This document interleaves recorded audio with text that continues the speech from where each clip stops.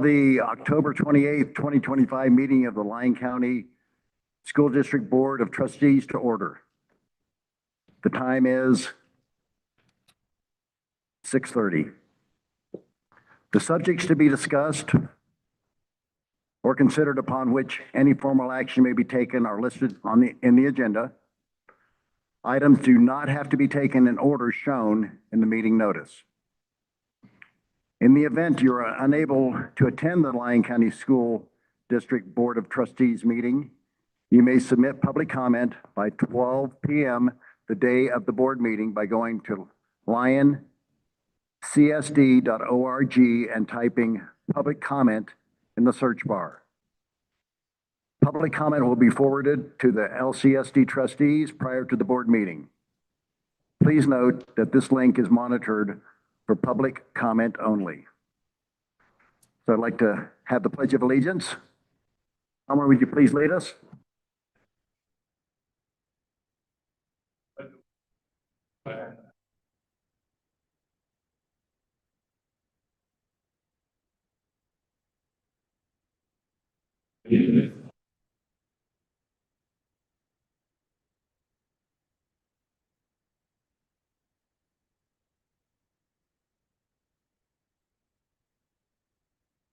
So I'd like to welcome all the guests here tonight, all the staff. Thank you for coming out to the meeting.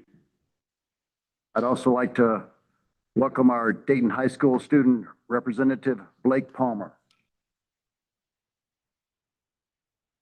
We have 5 applicants tonight for the District 6 trustee seat that will be on the agenda as the first item after the consent agenda and the superintendent's report and public comment. So it's a little ways down the road. Has everyone had a chance to review the agenda? Okay. Mr. President, I'll make a motion that we approve the agenda for the October 28th, 2025 meeting as presented. Second. Thank you, Trustee Bull. Thank you, Trustee Parsons. All in favor, say aye. Aye. Any opposed? Motion passes unanimously.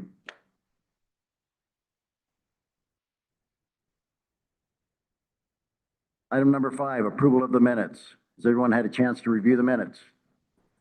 I'd like to make a motion to approve the minutes as written. Second. Thank you, Trustee Parsons. And I have a second from Trustee Farr. All in favor say aye. Aye. Any opposed? Passes unanimously. Okay, moving on to board member reports. Trustee Whistler. Thank you, President. It was a little slower month for me this month. Didn't really get to any of the schools. I did get to a football game at Fernley when they played Fallon. Sadly, we lost that one in not a very pleasant way, if there is a pleasant way to lose. But it was a good game. It was great to see the crowd out there cheering for the team regardless, and cheering on those boys that have worked so hard for the season. And last weekend, I was able to also attend a senior night soccer game for the Fernley High School seniors, the varsity. And we played Fallon, and there we actually stomped them into the ground. So I was very proud of that, being a community soccer coach. That kind of made my day. So it was good to see the families out there as well. So other than that, I didn't really get out as much as I wanted to that month. I'm glad you're able to make it to the games. Thank you, Trustee Whistler. Trustee Parsons. Yeah, I want to talk about the volleyball game. Yeah, games, because there were 4 sets last night, and we beat Incline, and so we will be going on to the regionals. So. Thank you, Trustee Parsons. Trustee Farr. Thank you, Mr. President. So pretty busy month for me. On October 6th, I got to join up with my daughter's 7th grade group from the green team at Silverley Middle School who took a field trip to UNR for the day and got to see some of the interesting things that they were showing the young students there with workspace and shared collaborative spaces for a work-based learning project that they're doing at their school. So that was really interesting. And then on the 13th, got to join up with the district staff, and Mr. Bull and I got to go and do the Yerington school visits and Smith Valley. So it was a great day. There was some really great stuff going on in the schools. I was really impressed. So other than that, sir, that's what I've had going on this month. Thank you, Trustee Farr. Trustee Ball. Thank you, Mr. President.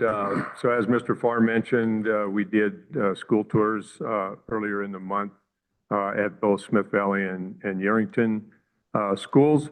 At Smith Valley, we got to look at a painting project that's going on over there. Hats off to Mr. Mattice for scaring up the money to get that project done, and also hats off to Mr. Harmon Baines for coming up with some money to match a grant from the Walker River Basin Community Foundation for doing exterior painting on the Smith Valley schools. They're pretty much in need of that, so it's a really good project and a cooperative effort between the school district and a private foundation. We also at Yerington High School had the privilege of presenting a recognition coin to Mrs. Amanda Aldridge, who's an English teacher over at Yerington High School, and a really good one. Last spring, I attended the presentation for the seniors that were going to be graduating, and probably 3/4 of the seniors in that group cited Mrs. Aldridge as someone who had a profound influence on their high school career. So it was really impressive. She's a great teacher.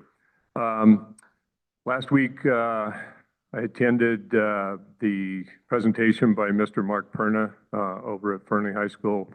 Mr. Perna is I guess, a world-renowned speaker who's, and his presentation had to do with how do we motivate today's youth, and how do we get them looking at possible career paths, both college-bound and otherwise.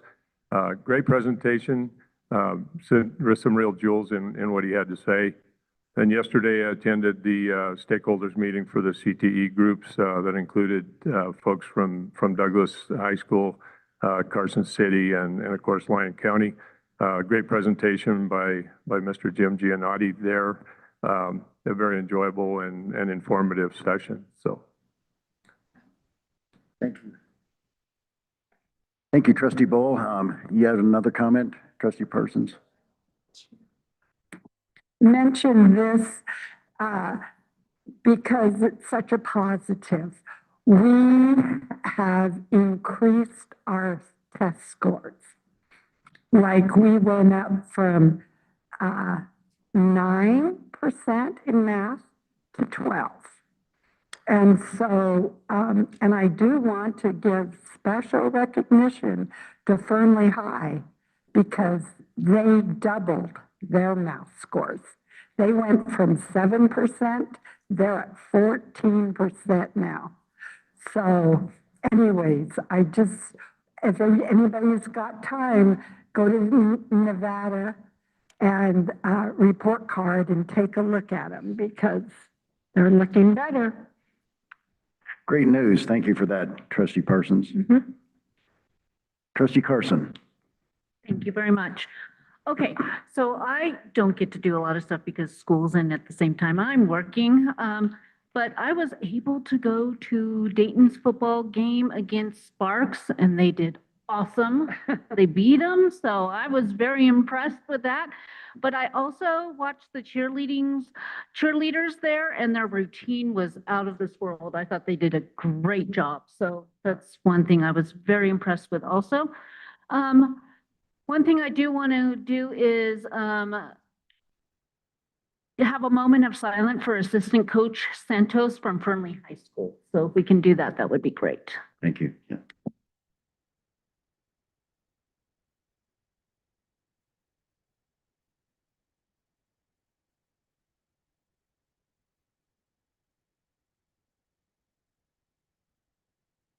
Thank you.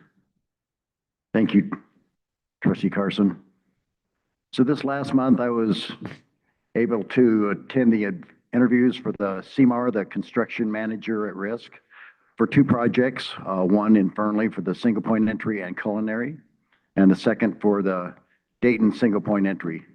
We had three companies that we interviewed. We picked one company for each of those projects.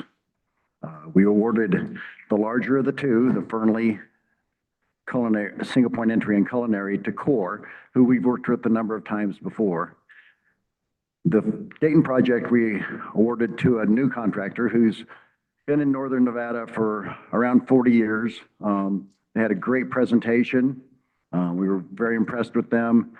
So they were awarded the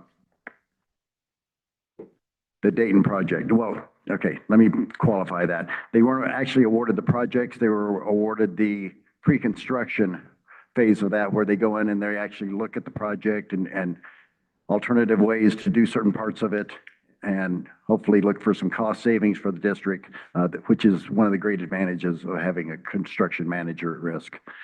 So I also went to Silver Stage and did a walkthroughs at the schools there.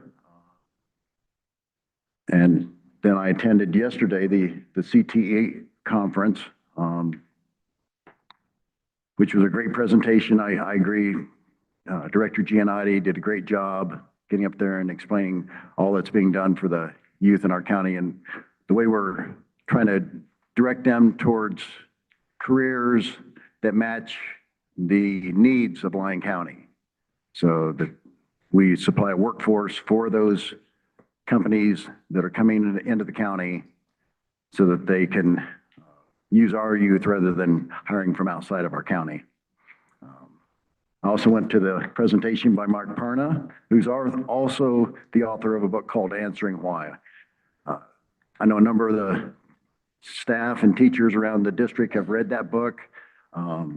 He's put out we bought into a new program he has, which is Career Trees, which introduces the students to all the different levels of career paths that they can possibly take. So, you know, if they pick something, say, health services, then it actually shows different levels within there and helps them understand that. So the idea behind this is to introduce the students to all the different career paths, or as many different career paths as possible, in hopes that we find something that matches their interests. And then they get engaged, because that's the key to it. If we can get them engaged in a career path, then they'll just take it from there. So it's a great program. Glad that we're doing that. And then finally today, I did the Fernley school walkthroughs. That was great. I was challenged by our deputy superintendent on what to look for when I go into a classroom. And it never looks the same as far as trying to understand how they're letting their students know what's expected of them for that day, week, you know. And so that's great. I have something new to look for every time I go into a classroom now. So thank you. That concludes my board report. So next will be the attitude of gratitude. Trustee Whistler. Thank you, President. My name is Caden Leist, or Leist, I'm hoping I say that right. And I am successful at Silver Stage High School because of Mr. Piet. They have helped me succeed by helping me get used to a new school, by helping me with my computer. I want to thank and acknowledge them for being kind and welcoming to a new student.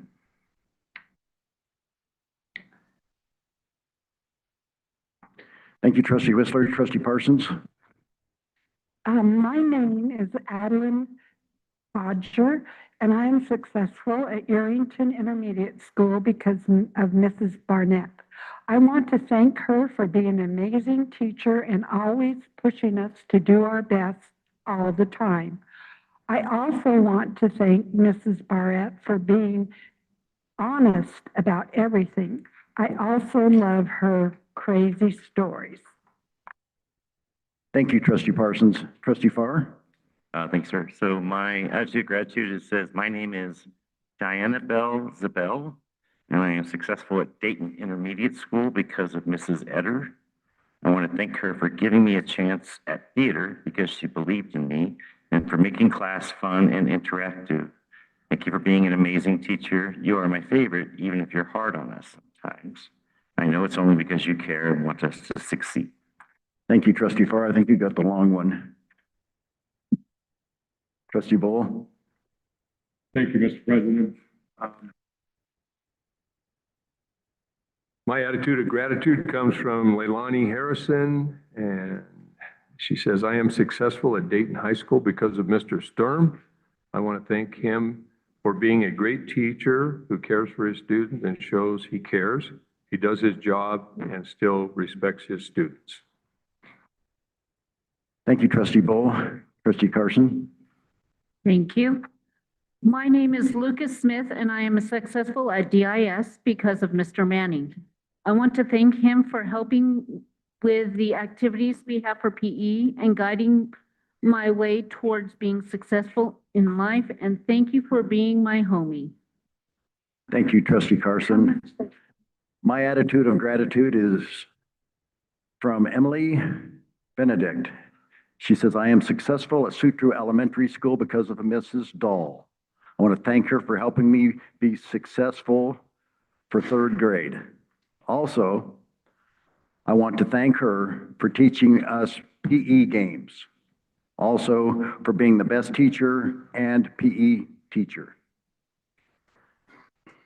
Mr. Palmer? Thank you, President. My name is Amelia Wright, and I am successful at Riverview Elementary School because of Miss Cassie. I want to thank her for helping this class to become great spellers and writers. Thank you very much for always being there when needed most in this class. And that's true, because it's probably better than my own handwriting. Thank you, Mr. Palmer. Superintendent Logan? Did she misspell anything or? No, she's good. My name is Genesis Hernandez, and I am successful at Sutro Elementary School because of Miss Miner. I want to thank her for always being nice to me. She helped me with art. She is funny. I like when she does signups for plays. Thank you, Superintendent Logan.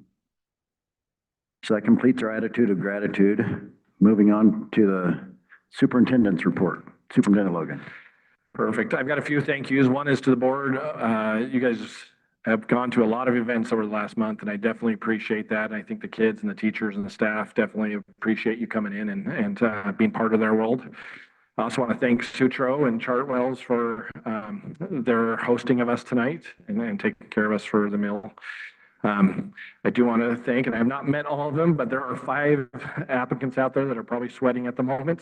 Thank you for applying and having interest for our kids. It's hard to put yourself out there, but regardless of what happens tonight, we are appreciative that you are have the right mindset to help schools, help kids, and those things. So thank you very much for being here.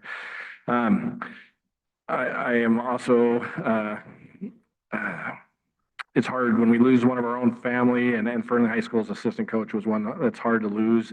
They did a great job of trying to recognize him as he had passed away, but the kids were able to rally around that.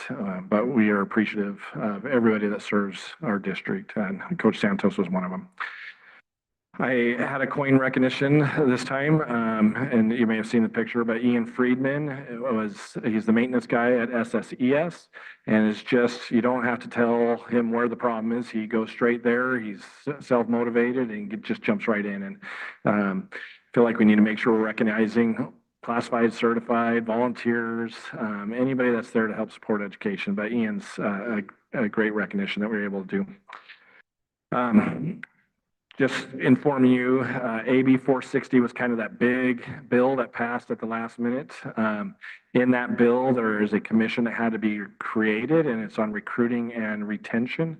They do appoint one superintendent to be on that, and I've been selected to serve on that commission. So hopefully we can try to, as a state, turn around some of our recruitment and retention. I know very little about it at this point, but we'll be meeting here shortly in the next month or so, and hopefully we start trying to turn the tides there with our staffing issues. I'm also, was able to attend 3 of the sessions that Mark Perney did, I think 5 or 6 in a 2-day period. And that guy has energy. If you met him, super high energy. But I do appreciate Jim Giannotti bringing him out here and trying to help guide our curriculum department and our CT programs and work-based learning. It was mentioned about the Nevada report card by Trustee Parsons. Thank you for doing that. We had a lot of good things that did happen. Are we there? No. But we got to celebrate our wins as well. The data will be coming next board meeting is the plan. And you'll see, honestly, I think it's 138 pages or something of just different data points that have come. We will also narrow that down to our DPP goals as the plan so that you're seeing the actual goals that we're working towards and where we're at with those. So you'll see a massive amount of data and you'll have hopefully the specific that you're looking for those 8 goals. And then I know Mr. Blake Palmer here pretty well. Him and my son are both seniors, so I'm thankful that he's our representative today, but I am going to give him a moment to talk about Dayton High School or whatever else he has on his agenda. Thank you, Mr. Logan. Yeah, so I love Dayton High School. I love our community. I want to talk about a fall festival coming up. So Key Club decided to get all the organizations together, and so it's a community event, kind of celebrate autumn, and we have some fun games like apple bobbing there, and that's in the works. Leadership also did a veteran drive, or they're doing a veteran drive, so they're collecting things for veterans and sending that when they go up to their event. State soccer is also being hosted this weekend, and both our boy and girl team made it to state. So that's going to be really fun if you can make it. Cross country and volleyball also made regionals, and FBLA is doing a parking lot cleanup for all of those events that we're hosting. I'll also point out that I am a representative on the State Superintendent's Advisory Group for Education. So I'll be meeting with the new superintendent, Dr. Victor Wakefield, pretty soon. So that's exciting. And like Mr. Logan said, we'll be working with the state some more. And kind of my own attitude of gratitude as well. I run cross country and there's a parapro there. We have an autistic kid running. He's super great, super friendly, fast runner. But his name is Keith Futak, and he bikes to school just about 20-25 minutes. So like 6:30 in the morning. And then he stays an extra 2 hours to work with this kid. He rides his bike on his run. He has a club leg, and he's just awesome. And then he takes another half hour or so to get home. So I really think that's great, and we have some great people in Dayton. Thank you, Mr. Palmer. Thank you, Superintendent Logan. Moving on to the next item, Trustee Whistler, Yes. did you have Yeah, something if you'd I like to could. do? So everyone hears about these coins. Last month I got to give Margaret one. Skylar, come up here. Sometimes I feel they don't get recognition. They work so hard. She helped design the coin, by the way. Her and I went back and forth. Not only did she design it, she got contact with people to make it versus the company I work with, and she did a fantastic job.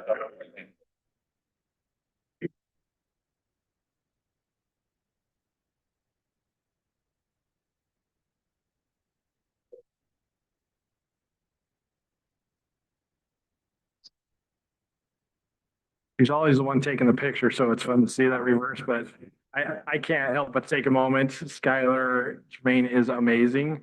If you've seen all those press release, Instagram, Facebook, all of them, she is amazing and doing a great job, and we love having her, and we love embarrassing her whenever we can too. So thank you, Mr. Whistler.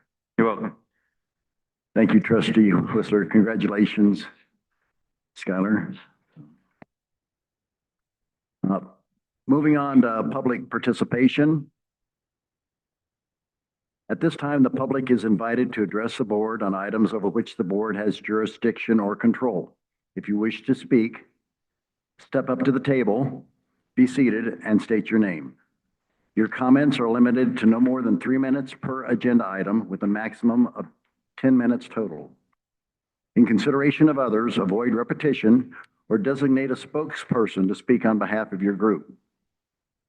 Although this board does not restrict comments based upon viewpoint, comments will be prohibited if they are willfully disruptive, slanderous, amount to personal attacks, or interfere with the rights of other speakers. Comments made during this time will be monitored by the board president. The board will conduct public comments after each agenda item on which action may be taken before the board takes action. Comments submitted electronically will be included in the minutes of the meeting. Is there any public comment at this time?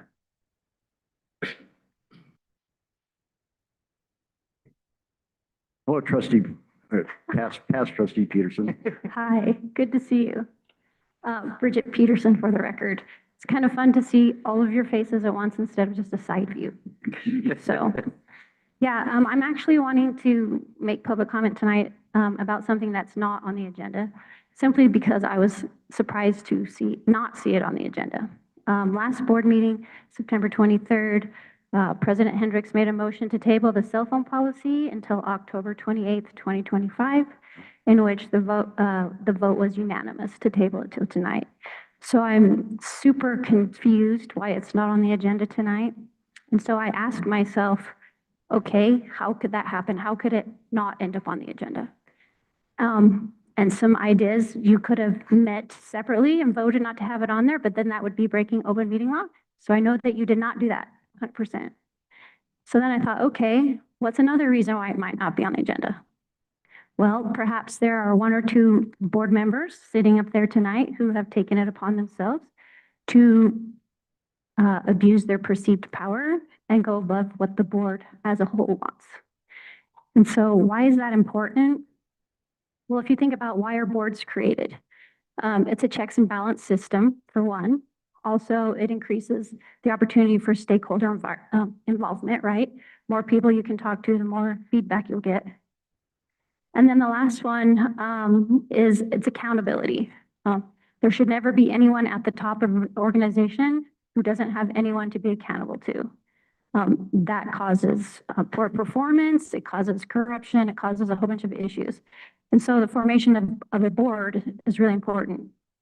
And so when you think about that, it's never good for one member of a board to put themselves above the voice of the entire board.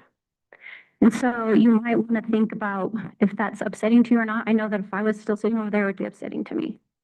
Simply because the whole board wanted that agenda on there tonight.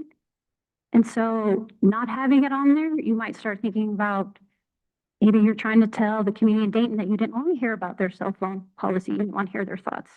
But there's a lot of other reasons why you might be thinking it's not on there. It kind of lacks transparency.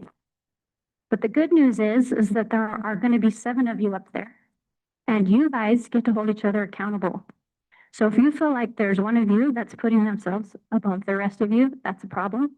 And I would recommend that you find out what happened. If you hear the excuse that our agenda is really large tonight and we didn't have time, well, I have to tell you, I looked at the agenda and there are plenty of things that could have moved to next month. So that's really not an excuse, especially as you have 5.5 hours. So I just wanted to put that out there that I was disappointed to see the voice of the board dismissed. Thank you.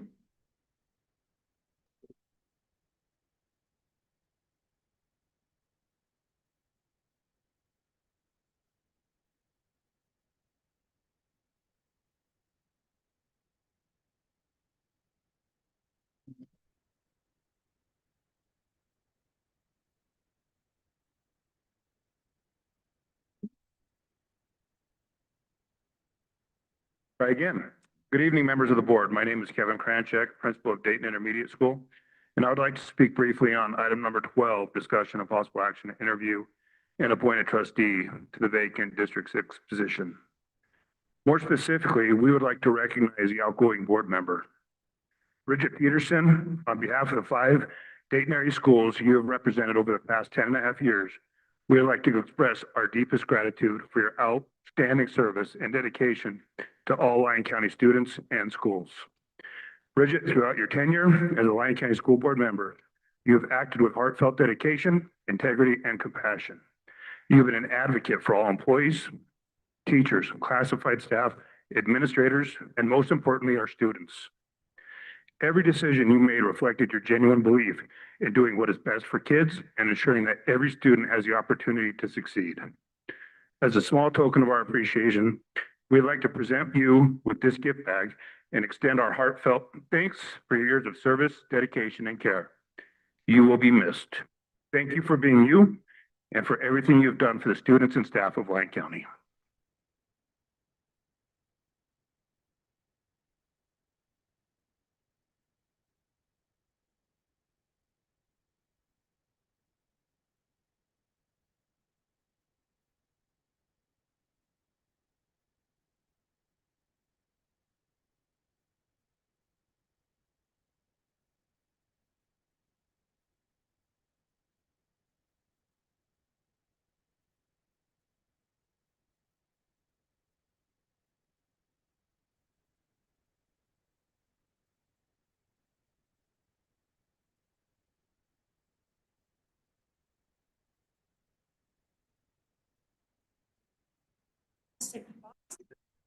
Teacher and FFA advisor at Fernley High School. We are here tonight regarding a trip request that we have on tonight's agenda. I want to first thank the board for their continuous support of our program throughout the years. Much of what we have been able to accomplish would not be possible without the support of the FHS administration and this board. I would like to introduce my livestock evaluation coach, Ben Matley, and he's going to speak a little bit about why we're here tonight. Hello, everybody. I'd like to thank you for your time. My name is Ben Matley. I'm from Fallon. About 9 years ago, a really close friend of mine's son approached me and said, if we can get FFA started at Fernley, can you help us? I said, sure. He calls up in the fall, says, Ben, we got it started. You're going to be our coach? And I'm thinking to myself, what the heck did I get into? Oh, yes, Garrett, I'll be your coach. Well, long story short, 9 years later, through Corona, some adversity, this and that, Fernley has turned into the most dominant, the most respected livestock evaluation program in the state of Nevada. They have 4 state championships to their credit. The horse program has also done very well with multiple top 5 finishes, as well as a state championship. In total, out of the past 9 years, Fernley has represented Nevada in Indianapolis, Indiana at nationals 5 times. Also, various college coaches come to me as they are looking for recruits to participate on their competitive livestock judging teams. We have several past team members who have competed collegiately and have had the vast majority of their college tuition paid for through competitive livestock judging at the collegiate level, both junior college and senior college. The latest being Paisley Roseland, who just received $25,000 to compete for Auburn University in Alabama. How is this possible? Well, dedication through practice, wonderful, beautiful kids, as well as the very generous support of the school board and the administration. I just want to say thank you to all you guys for your support. Thank you to the administration. You're helping opening doors, making dreams come true. Thank you once again for your time. Thank you all. Thank you.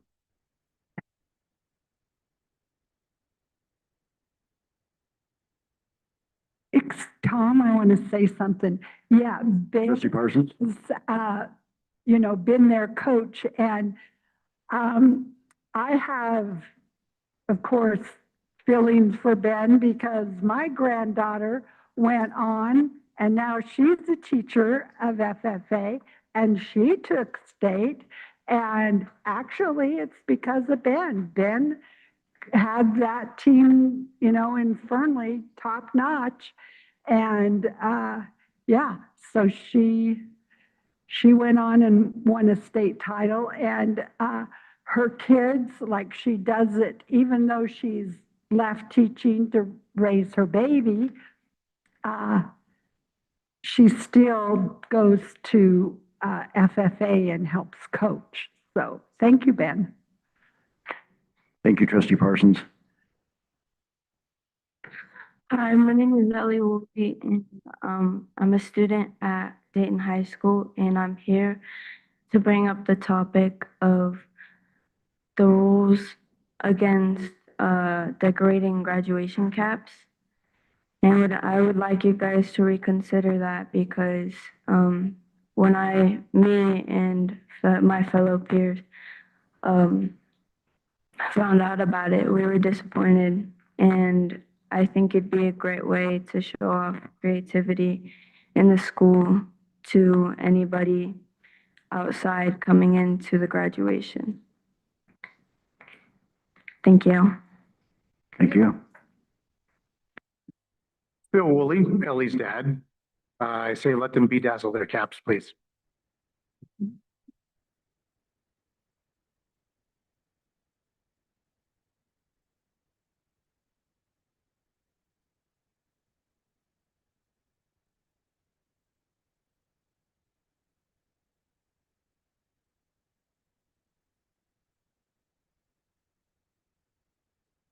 I am Savannah Williams, and I am here to speak on the topic of the Bill AB 501 that is to be motioned on tonight. And I think it would be incredibly beneficial in our schools because I am a junior at Silver Stage High School, and the extra credits could help us earn more beneficial degrees in our schools, such as advanced degrees, and count as our extra credits gaining through that while taking more important classes in school. Thank you.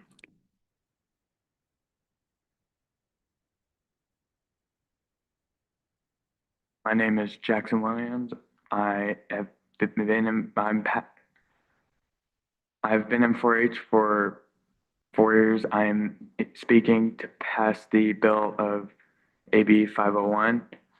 I think that it will help the students that are struggling and to get outdoors more so that they could get the credits in their schools to graduate. Thank you. Hello, members of the board. I am Elizabeth Ireland, and while I am no longer a student because of graduating from Silver Stage High School, I think that passing the bill AB 501 would be beneficial for many students that were like me. I think I would have been able to achieve more if I was able to have an opportunity like this. And to have this opportunity is a great thing for me that I think would be beneficial for many students in not only Silver Stage High School, but most likely in Lyon County in general. Thank you. Thank you.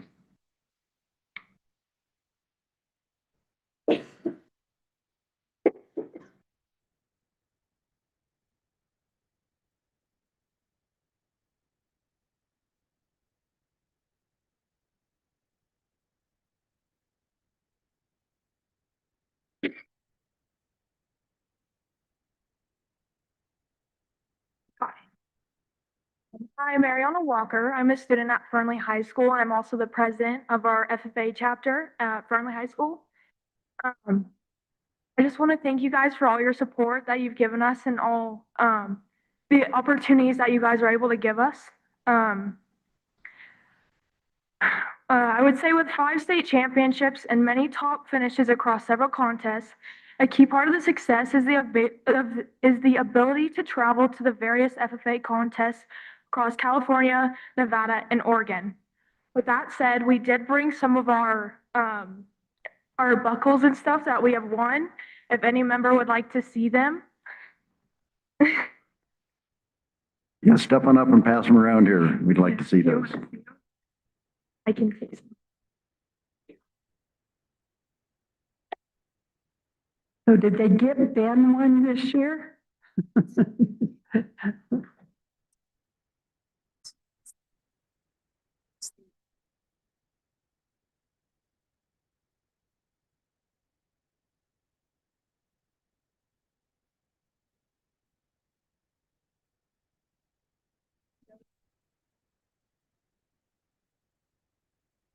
You wear them, right? Yeah.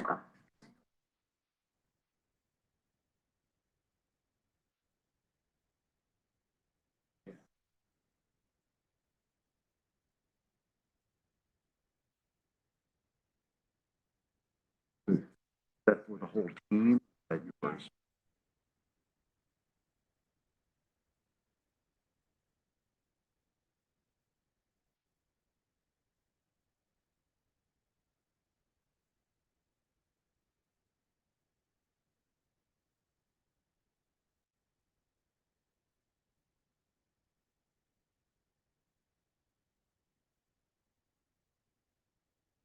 Yeah, nice.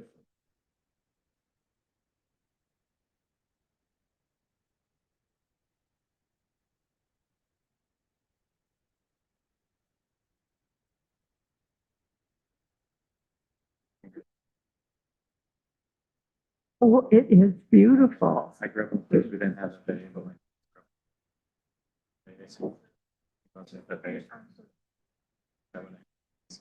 Might have to kind of. No, you guys need that. Do stuff here. It could have. You guys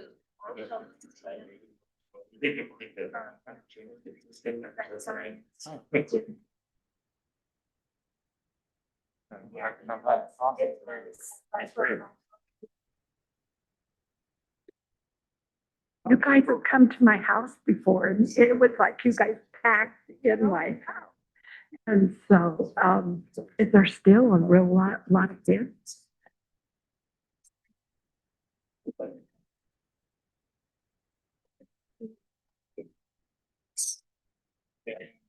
In Colorado, San Francisco. We do. More to it, is that.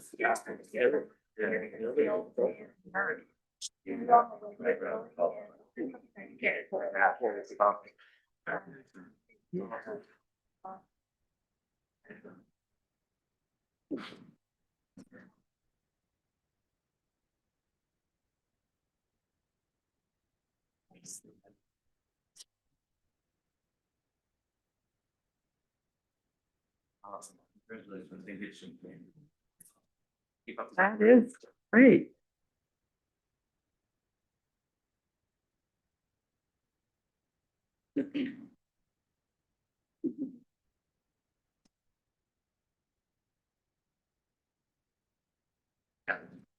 And we just want to say thank you guys for your time. Appreciate it. Hope we have your support throughout. Thank you. Thank you.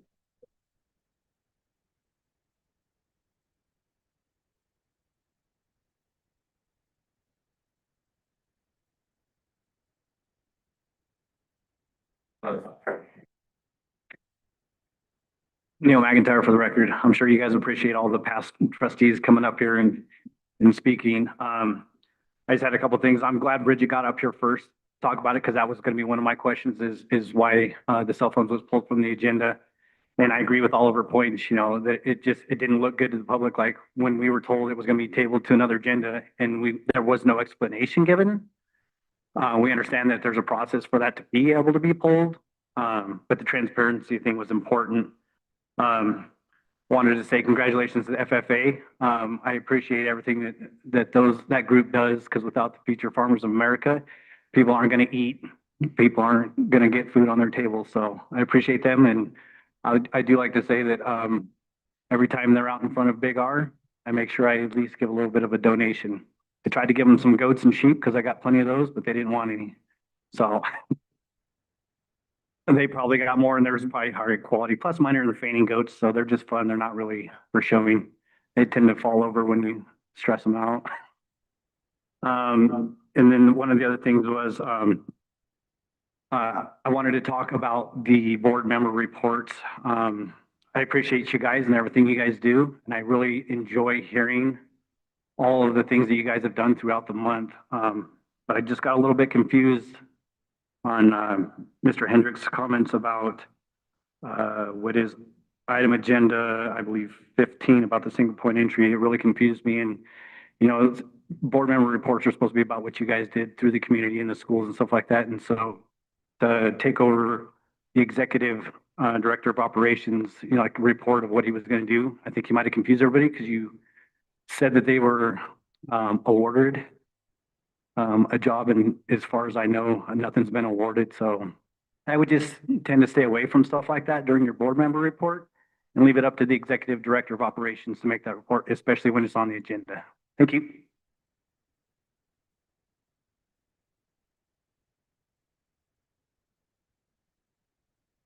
Mr. Hendricks, I just take a moment to thank the youth especially. I know how hard it is to get up here in front of everyone.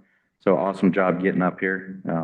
We were all young once and remember what it's like. So awesome job getting up here, and thank you for sharing everything with us. And I want to tell you guys that Ben keeps track of you. After my granddaughter went to school at UNR for 4 years, she got married up in Wells, and he was at that wedding.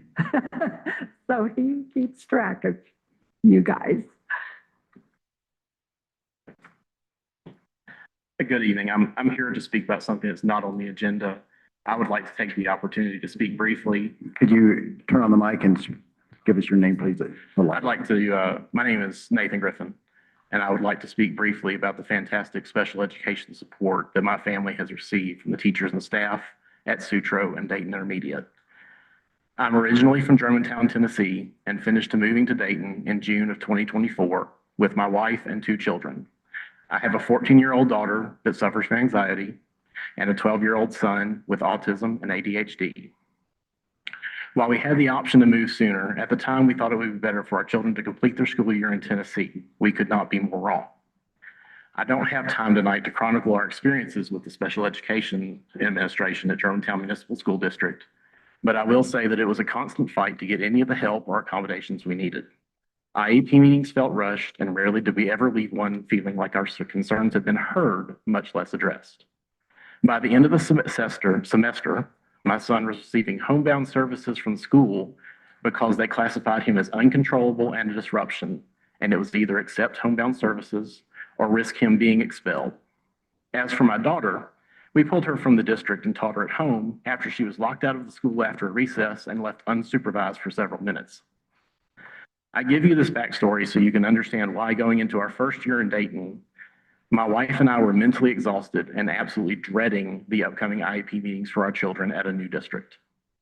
This evening, I'm here to tell you that for the first time since my son was diagnosed, he is thriving at school. He is approaching grade level in all his subjects. Meltdowns and outbursts are the exception now instead of the rule. And with the help of the team at Sutro, he has been given accommodations and strategies he needed. My son was actually excited to start school this year, something that's never happened before. Last month, we had our IEP meeting for the current school year, and for the first time ever, we walked out of one of those meetings happy because our son finally has the support and care he needs to succeed. So tonight, I want to take a moment to publicly recognize and thank Christina Reed, Morgan Satterfield, Tracy Burrows, Sage Matta, Melissa Harder, and Principal Burns. Their understanding and sympathy for all we have been through has been a godsend, and their ability to see beyond my son's outbursts to give him help and support he needs to be successful leaves me permanently in their debt. My understanding is that Christina is leaving Sutro for a new position at the district. While I'm sad to see her leave, I'm excited that she's been given the opportunity to take her training and skills to a position that will benefit Lyon County as a whole. Finally, while I'm here to acknowledge the help my son has received at Sutro, my daughter also had challenges integrating into a new school, and the school staff at Dayton Intermediate stepped up in a way I did not think was possible. I want to recognize and thank Karen Sikora, Jennifer Walker, Michelle Watkins, Renee Oliver, Vice Principal Sadalik, and Principal Kranchek at Dayton Intermediate for their patience, help, and accommodation as we work through my daughter's anxiety. Thank you. Thank you.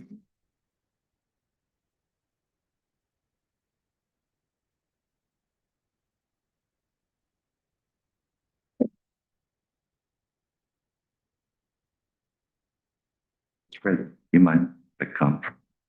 I didn't catch that gentleman's last name. I didn't catch that gentleman's last name. Yeah, could we get your name again, please? The last speaker?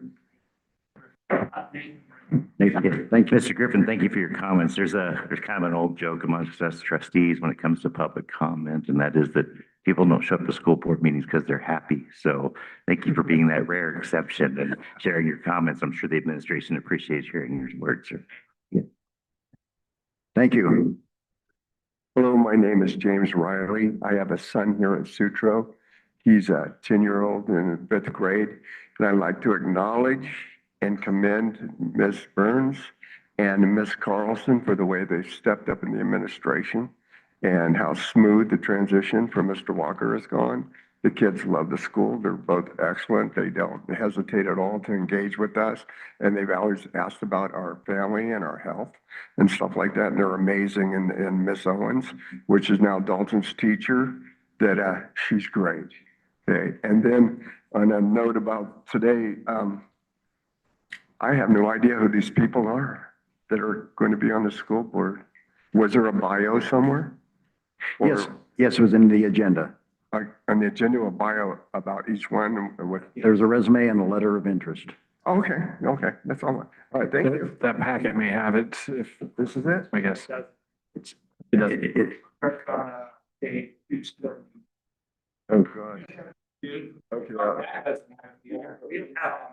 Okay. Okay, and are you going to, like, we're gonna meet them if we didn't read that tonight, and you're gonna vote tonight? Yes, we are. All right, well, choose wisely. Yeah. Thank you.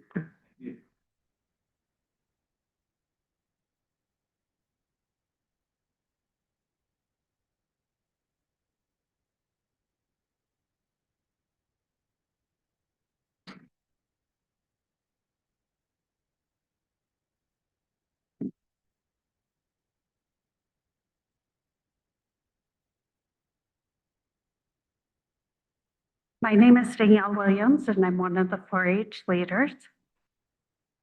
I believe that the AB 501 will give kids outdoor time as well as teach them safety with equipment, help build their confidence up and abilities to accomplish and improve skills, and get back to their communities with services that they can provide. My name is Frankie Ireland. I'm one of the Central Lyon 4-H leaders. Me, as a 4-H leader, I've grown to love the kids and actually get them outdoors and teach them the valuable lessons of life of taking them out fishing, you know, being able to teach them on how to tie knots and, you know, just give them the experience and the knowledge that it's not just something that people go out to do just for fun. It's something that you can, you know, use in life to feed yourself. You know, we have the outdoor adventure, we teach them safety, and, you know, just going out and getting outdoors is basically getting them exercise and stuff. You know, it's more of the bond, and it's not just one kid, it's multiple. I just want to say thank you, guys. Thank you.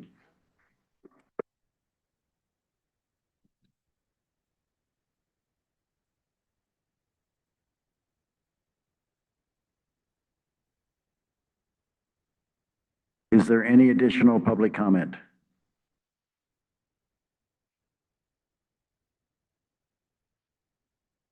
Seeing none, I'm going to move on to the item number 10, the consent agenda. So I'd like to make a motion to approve the consent agenda, pulling items F and G. Make that motion. Make it a second. Second. Thank you. So a motion from trustee Hendricks and a second from trustee Parsons. All in favor, say aye. Aye. Aye. Any opposed? None, it passes unanimously.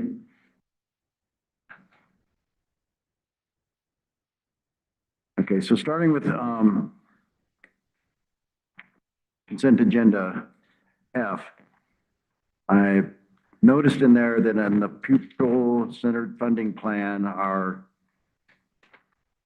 we have had a decrease in students of 158. And I know that's a substantial amount of money. So I was wondering if Director Baines could speak to that, please.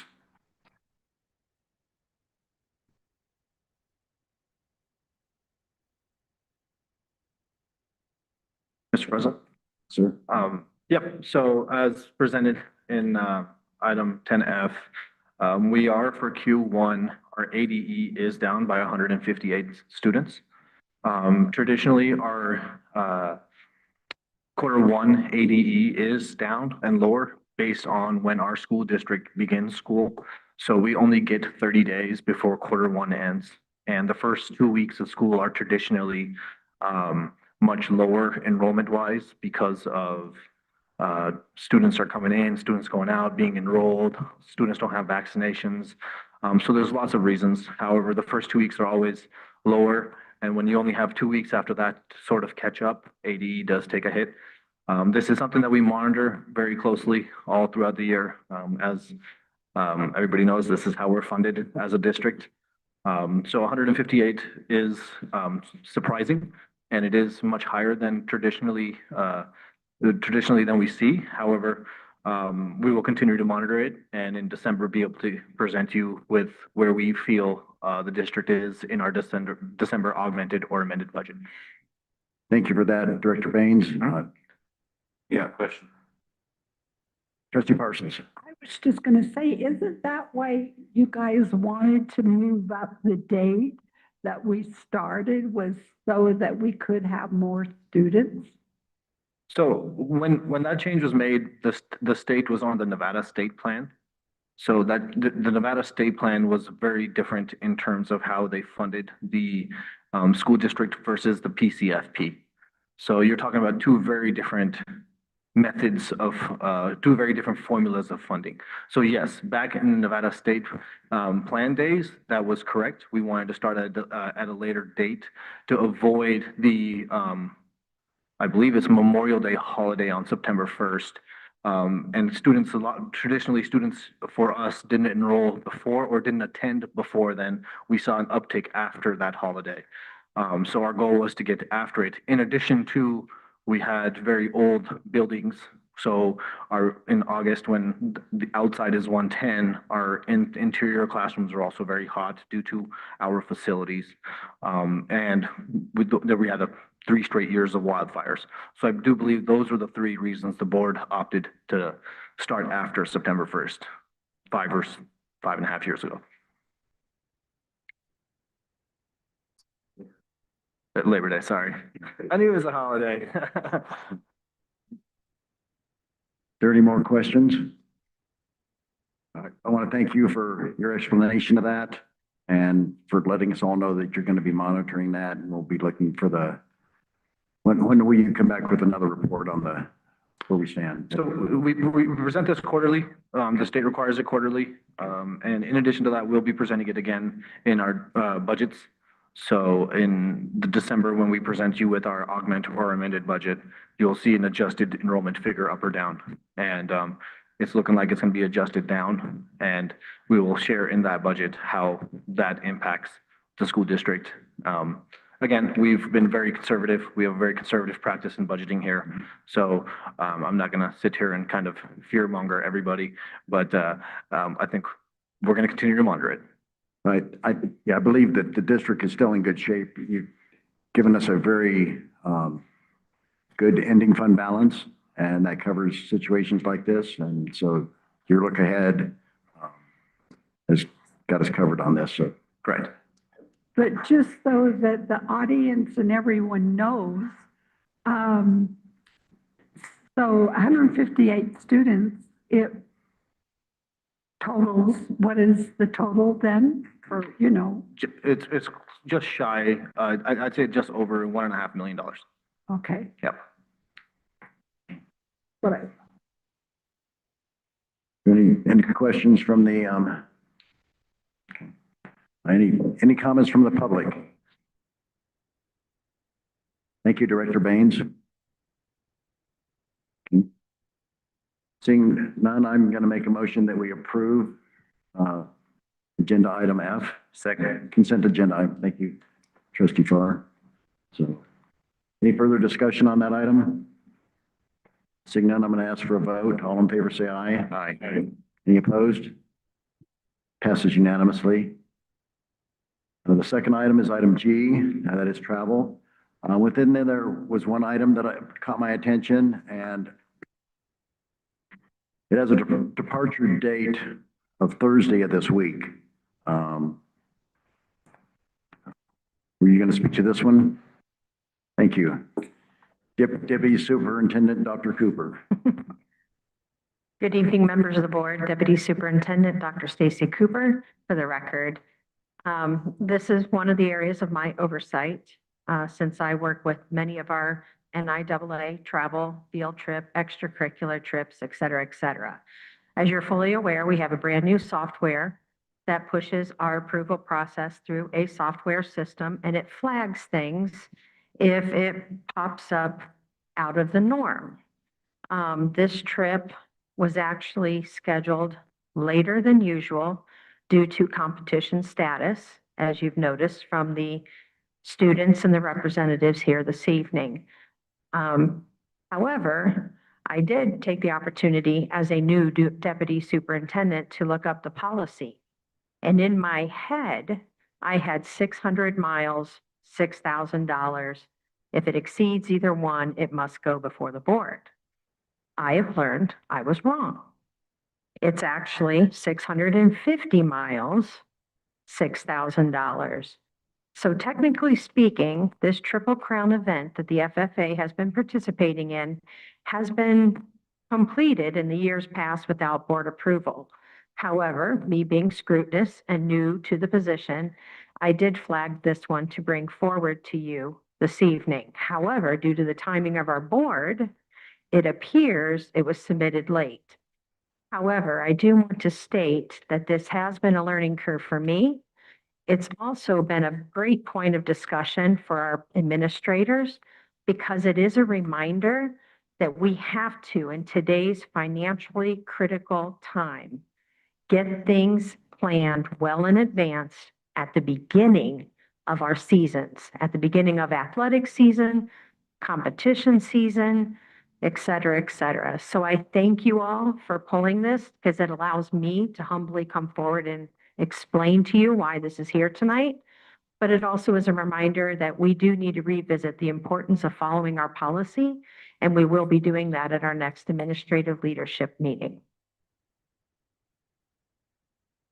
Thank you, Deputy Superintendent Dr. Cooper. I motion that we approve consent agenda item G, travel request. Looking for I'll second that motion. Thank you, Trustee Bull. Is there any board discussion on this? Seeing none, is there any public participation on this?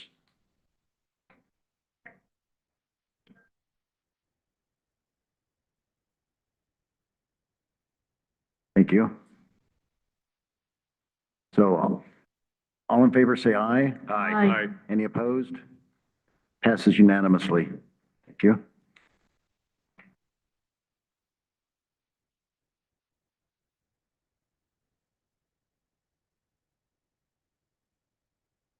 Moving on to agenda item number 11, acceptance of donations.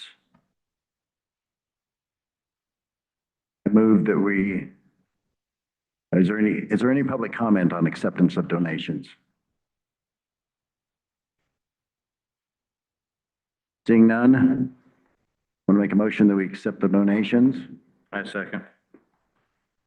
I have a motion from Trustee Hendricks, second from Trustee Whistler. We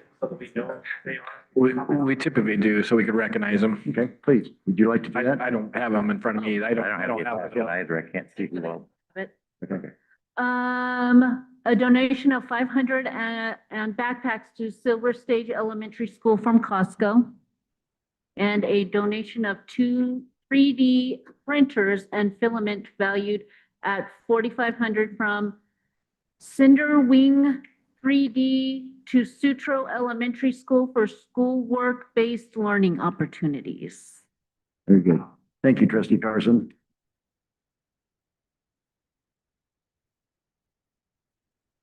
So, again, all in favor, say aye. Aye. Any opposed? Passes unanimously.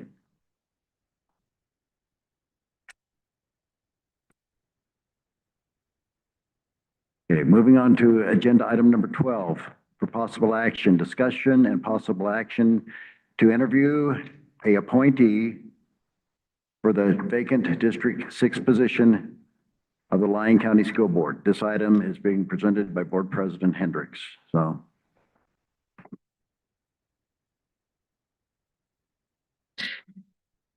Let everyone know that we'll be asking one question tonight from each trustee. It'll be the same question. From each trustee to each appointee. They will be sequestered in a room. And be brought in individually so that only one is in the room at a time. So there'll be 6 questions total from this board. Each candidate will be allowed 20 minutes total to answer the 6 questions. So that allows you to take longer on one question than another, if you wish. Once that is done, I will ask the members of the board to state their 2 most favorable candidates. That's not a vote, just something so maybe we can narrow it down a little bit for discussion. We will have board discussion around that, and then we will ask for public comment after that. Once public comment is complete, we will take a vote. Everyone on the board understand that? Okay, thank you very much. So, Deputy Superintendent, you want to grab all the candidates, please? Oh, we'll be bringing you in alphabetical order. Do you want the first one to stay? Yeah, the first one can stay. Jeannie Barbie.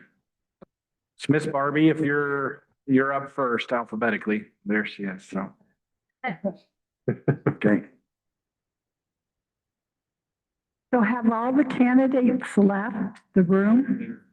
They're going there now.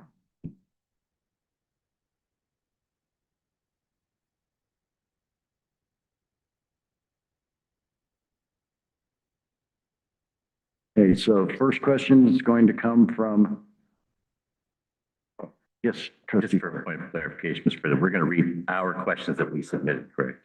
Yes. Yes, yeah, and we'll be asking, I recognize mine. Yeah, I recognize mine too, but to make sure, so, okay. Right. Trustee Whistler, would you please start? Good evening, Mrs. Barbie. How are you? Good, good. I was in that seat once, Mr. McIntyre was right next to me. Well, he was in there while I was out here and Bridget was up here, so I understand what it's like to be there. My question is what do you believe are the biggest issues in Lyon County School District and how would you address them? I just come right out of the chute, so. We should do. Let's see. The biggest issues in Lyon County School District would be whatever its biggest issues are at the moment. Currently, I think cell phone policy is really high up there for a lot of people. Okay. And how would I address them would be discussions, Okay. talking to the people that are experts in the area and getting opinions and forming my own. Okay, thank you. Thank you. Thank you, Trustee Whistler. Trustee Parsons. Okay, my question is, should there be more or less local autonomy for the Nevada public schools? Because, you know, right now, I'm just kind of explain it a little for you, you know, because Las Vegas makes most of our rules. So anyways, would you be open to advocating for the concerns and the needs of Lyon County schools before the Nevada legislature? I believe that's what you would do as a board, right? You advocate for the needs of the Lyon County School District. As far as should there be less or more autonomy, I don't know that yet. I'm not super familiar with everything. I'm just up here as a mom, so I can't say for sure if we need more or less or any of those things, but I think what we should do is advocate for what's needed for Lyon County School District. Okay, but maybe I should make it a little more specific. Actually, since Dayton is closest to Carson City, and so we do need an advocate. And like, you know, a lot of us don't live close to Carson City as such as a Dayton person does. So what I'm saying is, would you be willing to go over the hill? Absolutely. You would be regular? Yeah. Okay.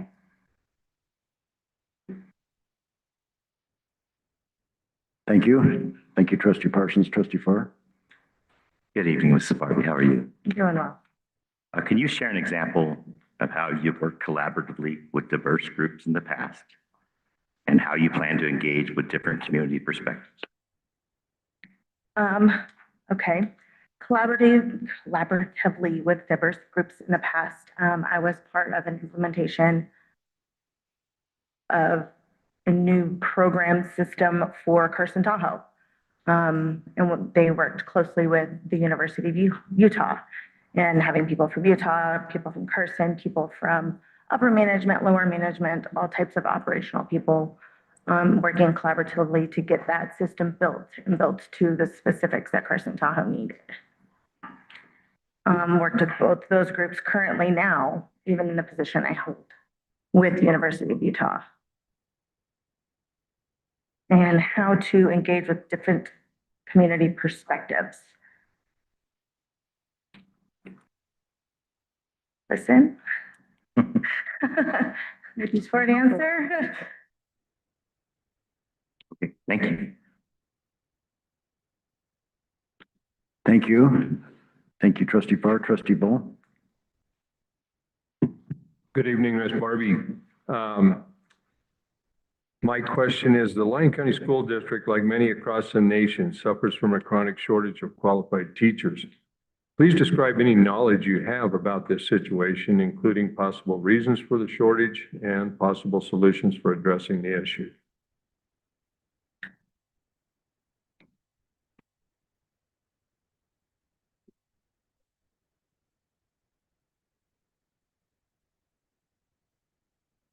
I mean, aside from knowing that there's a shortage of qualified teachers, I don't know how much I can know about this issue. I believe we do need qualified teachers.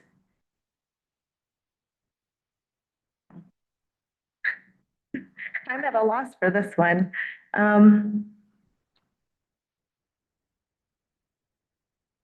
Possible reasons. Solution.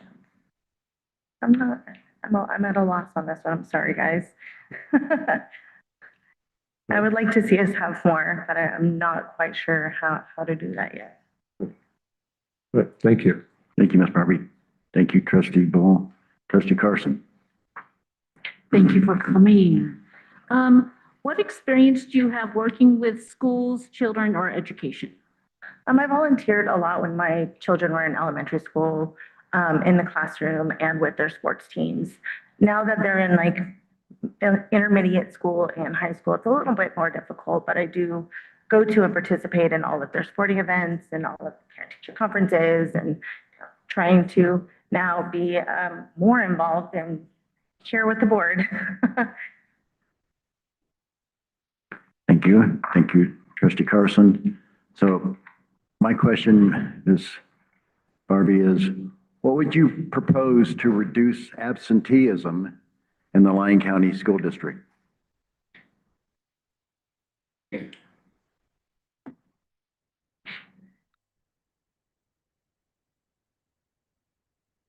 way to get them in. I did hear just recently that like the excused absences with the doctor's note, and I think that will help a lot with the absenteeism. That those are now, instead of being an excused absence, that they no longer qualify as an absence with the presence of that. Am I correct in that? Yes, I believe if they have a doctor's note, it's an excused absence at that point. And, oh, it's still an excused absence at that point? I believe I misunderstood what I was told the other day. But to reduce absenteeism, work together and try to find a way to get them back, get them in. Thank you. Very good. Thank you very much for taking the time to come in here and submitting your Yes, thank you. resume and letter of interest. Thank you so much. Thank you. Thank you.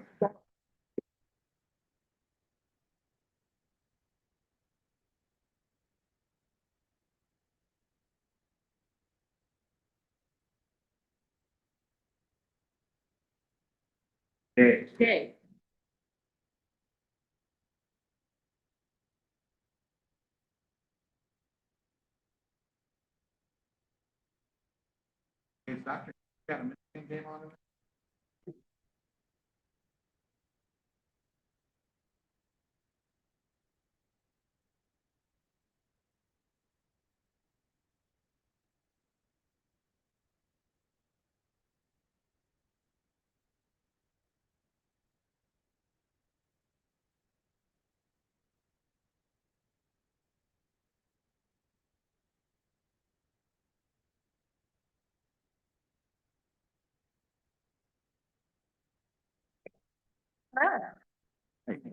Thank you for coming in. Thank you for having me. Trustee Whistler will have the first question, and then we'll just follow right on along here. All right, this is not nerve-wracking whatsoever. Not at all. So you I understand- asked the easy one and it will get harder as you progress. Pleasure. Choice. Thank you. You have a total of 20 minutes to answer all the questions. Okay. Thank you for coming, first of all, and for volunteering. I know it's not easy, so I've been in that seat before, so. My question to you, Ms. Day, is, what do you believe are the biggest issues in the Lyon County School District, and how would you address them? Well, I think the biggest issue that I've heard about a lot is absenteeism. In talking with Principal Burns recently, she was giving me some figures of how many kids are absent, and I was a little shocked. From what I know that some of this has to do with COVID, and I think that school districts across the nation are really seeing this. But I was alarmed because I don't, so I went to Dayton High School, and there was not a lot to do as a high school student. And I was surprised that this is as big of an issue as it is. And it leads me to think that there's more barriers in our community that maybe we're not seeing or have just been exacerbated the last couple of years. So for me, I think the biggest one is absenteeism. And then especially after this evening, hearing the wonderful stories in regards to the teachers that are in this community, I want to make sure they stay. I know that in a rural community, it is hard to recruit and retain people. Nobody that is a teacher is in it for the money, but it helps. And so for me, it's really retaining the talent that I think is here, and then making sure that our students feel heard and supported, and then the absenteeism, for sure. That's probably the biggest on my radar. Thank you, and you may have answered a couple other questions, so. Thank you. You may have just knocked out 3 birds. I'm really excited. I'm very passionate, so. That's awesome. Thank you so much. Thank you. Thank you, Trustee Whistler. Trustee Parsons, your question? Okay. Should there be more or less local autonomy for Nevada public schools? Would you be open to advocating for the concerns and the needs of Lyon County schools before the Nevada legislature? Yes, for sure. So growing up in Dayton and being part of the Lyon County school system, every school and every community is so different from one another. It's almost alarming. You go to Yerington and it's a whole different world sometimes, it feels like, and they face their own barriers, and as does Fernley and Silver Springs and so forth. So I do think there needs to be a little bit more autonomy to address the uniqueness that lies in our communities.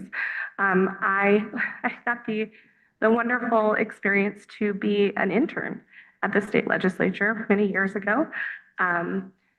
I don't mind speaking there at all, and I am willing to bring a lot of coffee because that is what fuels everybody.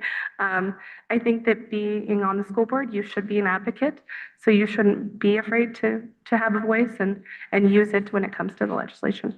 Okay, on my question, it was kind of cut down by somebody, I think, because what my point is Las Vegas is you know, who rules Nevada. It does.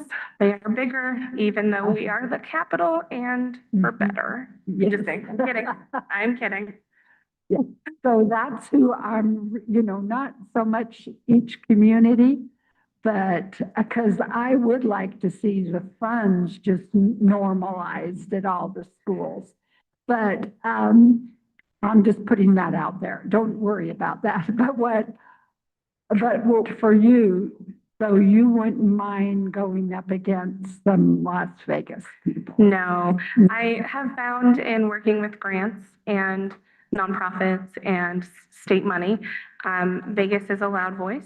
It's really big, but the rules matter as well. And I think that sometimes we're forgotten. And it's a pet peeve of mine to make sure that our voices are just as heard and valued. Thank you. Thank you. Next for trustee Parsons, trustee Farr. Good evening, Ms. Day. How are you?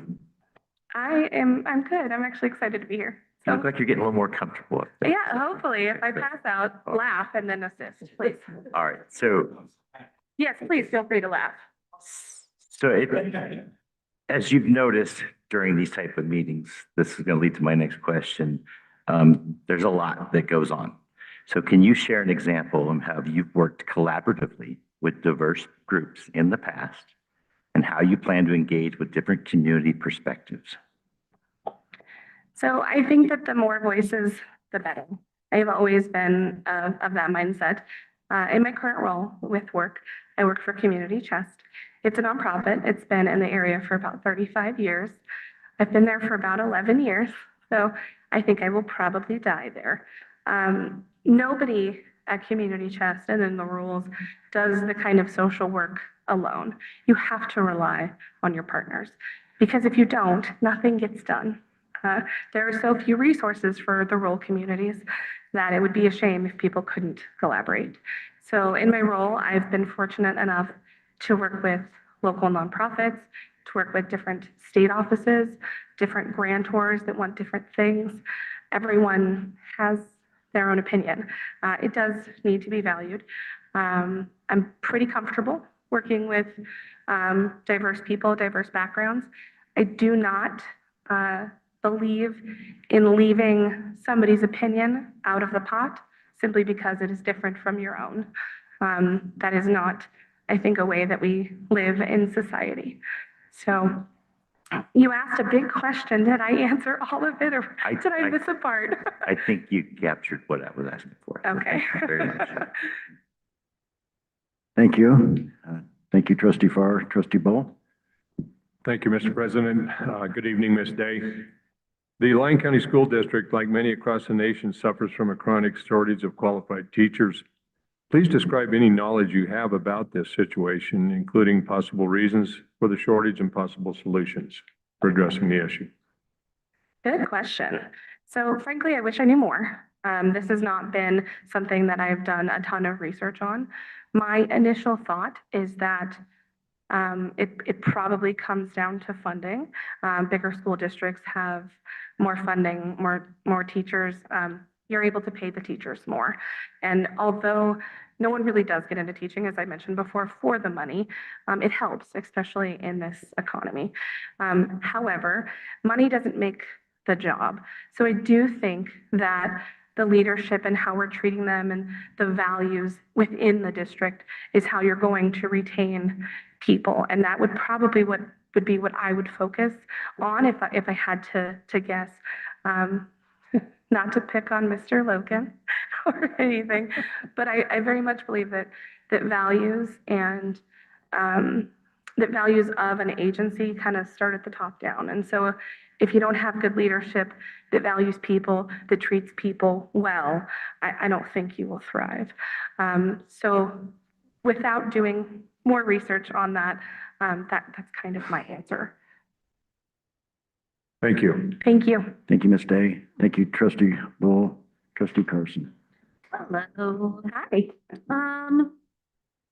What experience do you have working with schools, children, or education? Oh, I have been around children my whole life. I have found myself in many positions working with kiddos. Probably one of the most formative positions I had is I was a teen director at a Boys and Girls Club many, many moons ago. Oddly enough, I found out I really like working with teenagers. I never thought that would be something that I liked, but the sarcasm and wit was challenging to keep up with, and I enjoyed it. I then went back to school and college, and I worked in a daycare. I found out wiping noses is not my most fun activity, but it is still needed. And then in the last 11 years, when working with Community Chest, I was hired initially as a case manager, and I got to run the Comstock Youth Works program. And that program, at the time, there was one facet that was in school and one facet that was out of school, and I got to do the out of school portion. So as a case manager, I got to focus on those 18 to 24 in our county, in Story and Lyon County, that dropped out of high school for whatever reason. There's many barriers with these kids. My job was to help them study. I paid them to study. I took them back and forth to the Ed Center. Sometimes I got them re-enrolled in high school. I paid them to do that. I provided them financial literacy classes, mentorship, life skills, anything I could to fill the gap as to why they might have dropped out.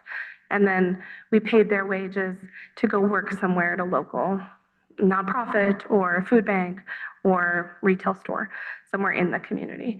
That was probably the most formative experience I've had in working with youth. And yes, they were technically adults, but they were 18 to 24 and they had a gap. And so I loved that part of my position. And as I grew with Community Chest and I had my own child, I found I didn't have the threshold to love those students as much as I wanted to. And so I kind of stepped back to supervise the grants, write the grants, found myself in HR, and now as a chief financial officer. Within my role now, we have several daycares within Community Chest, so I still get to go over and wipe some noses every time I feel like it. But it's centered around families and children. And so that's really my life now. I love that job. I don't think I'll ever leave. I get to do something different every day. So working with kids and families is just kind of my passion. So, thank you.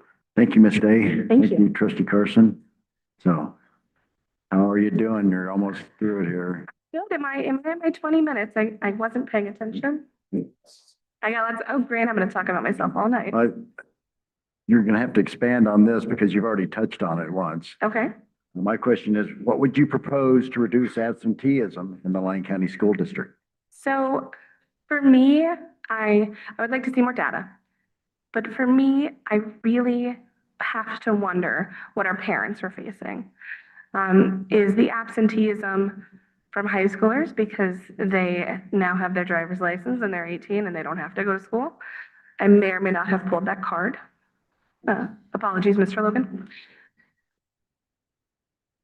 Is it because mom didn't have time to take her little one to school because her job started or she didn't have gas in her vehicle? Is there not an alarm clock? And I know that sounds silly, but sometimes it's an alarm clock. What is it? I do think as a parent myself, for me lately, especially after COVID-19, if my child is sick, I do very much hesitate to send him to school versus, I probably wouldn't have thought that pre-COVID, but now, there's a concern. So I do think that's occurring. Are families able to take their children to the doctor? Do they have health insurance? Is there an available appointment? So I think that there's just a lot of factors at home. And for me, I think that there's nothing more beautiful than our community supporting each other. And when I grew up around here, that happened. I remember community members dropping food by or inviting us over for dinner because we could not afford it. And so I wonder if maybe as our communities have grown, that connectedness has maybe gone away a little bit. And so I'm wondering if our parents in the community need more support than they are currently offered. But I kind of want to see the data first to see if I'm missing anything. But that is my first inclination with the absenteeism. Thank you very much. Thank you. That completes your questions. So thank you for taking the time to come in and put your application in and your letter of interest. I know takes a lot to to come forth in a community meeting like this. Thank you. I have to say that I love that there are 5 candidates. I love that there are 5 people in this little district that care enough to be here, because I think that's really important. So appreciate the time. Does anyone, oh, you can't ask me any more questions. No, thank you so much for your time. Thank you. Thanks.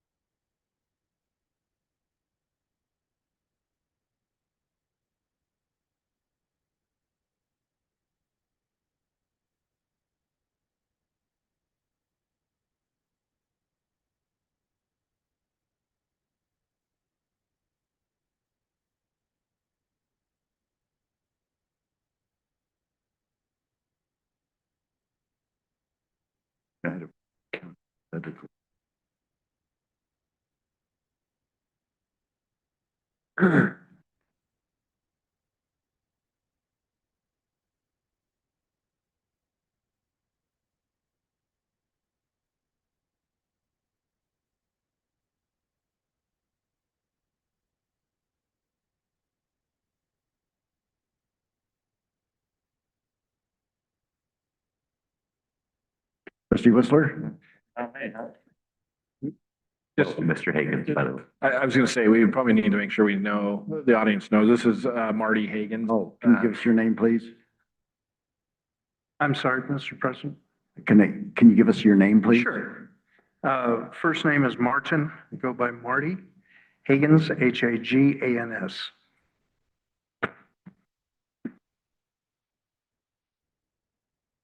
Trustee Whistler? Good to see you here. I want to say thank you for applying. I know it's not easy. I've sat there, looked through your thing, through your paperwork here and, your Coast Guard. Yes, sir. So I had to look through that and see, because my old man was Coast Guard retired, so I had to see if you were ever stationed in Kodiak. I most certainly was. Oh, Not- were you? Not stationed. I visited been there, yeah, Kodiak okay. many times. Okay, so I'm retired Navy, so we have a special name for our Coast Guard men. We call them puddle pirates. Yes, sir, we do. Okay, so And, do you know the, we have special names for our Navy. folks, oh, too. everyone does, especially the Marines. Do you know the difference between Coast Guard sonar and Navy sonar?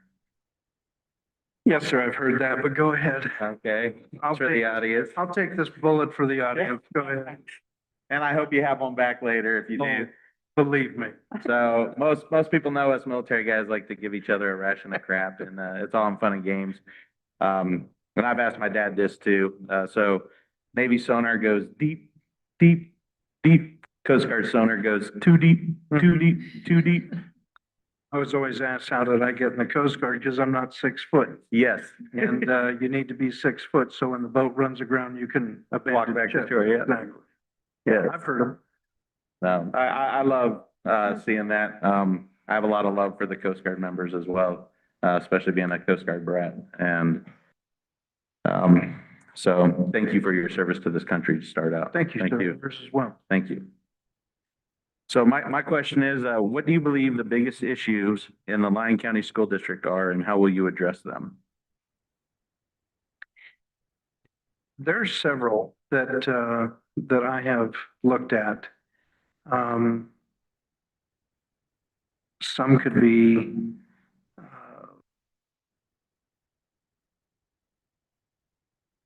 negative. I like to look for the positives. I like to think that our schools are striving to provide every one of our kids a safe environment to learn in. I'd like to think that, our children have the best teachers that we can find working with them and helping them to improve in the areas that they need to improve in, excel in the areas that they already excel in, giving our kids a well-rounded and strong foundation to take them further on in their learning careers or in their vocational careers, whichever comes first. All right, thank you. Thank you. Thank you, trustee Whistler, trustee Parsons. Okay. My question is should there be more or less local autonomy for Nevada public schools? And would you be open to advocating for the concerns and needs of Lyon County schools before the Nevada legislature? And before you answer that, I want to say the two previous people, they didn't understand that I meant, we're against Las Vegas. It's us and them. And so that's where I'm coming from this autonomy. That would you be willing to go to the legislature and advocate for Western Nevada, especially Lyon County? Yes, ma'am. Excuse me. I'm looking at that question, trying to figure out where we see Las Vegas in there. It isn't in there. Now, in my original one, I thought it was when I sent it to the district, but they left Las Vegas out. And so like one of the women thought I meant between the communities, but, that wouldn't really make sense because,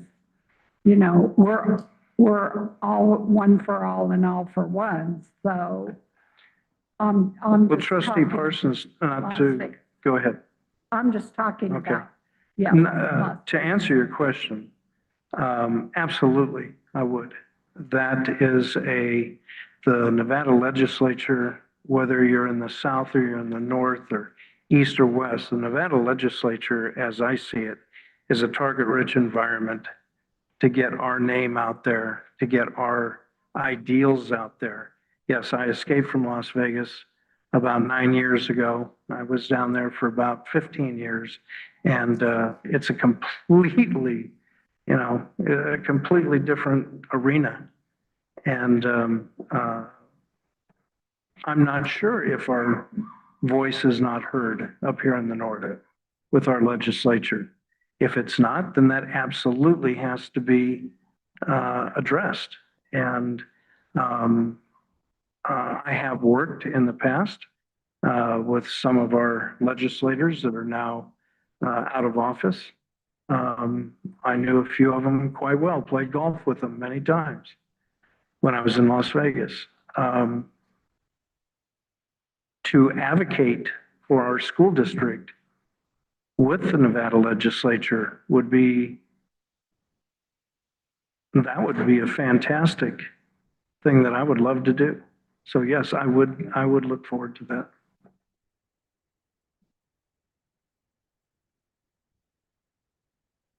Thank you.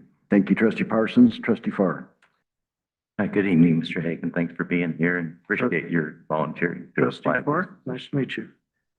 And like Mr. Whistler, I also serve, so I thank you for your service as well. Can you share an example of how you've worked collaboratively with diverse groups in the past and how you plan to engage with different community perspectives?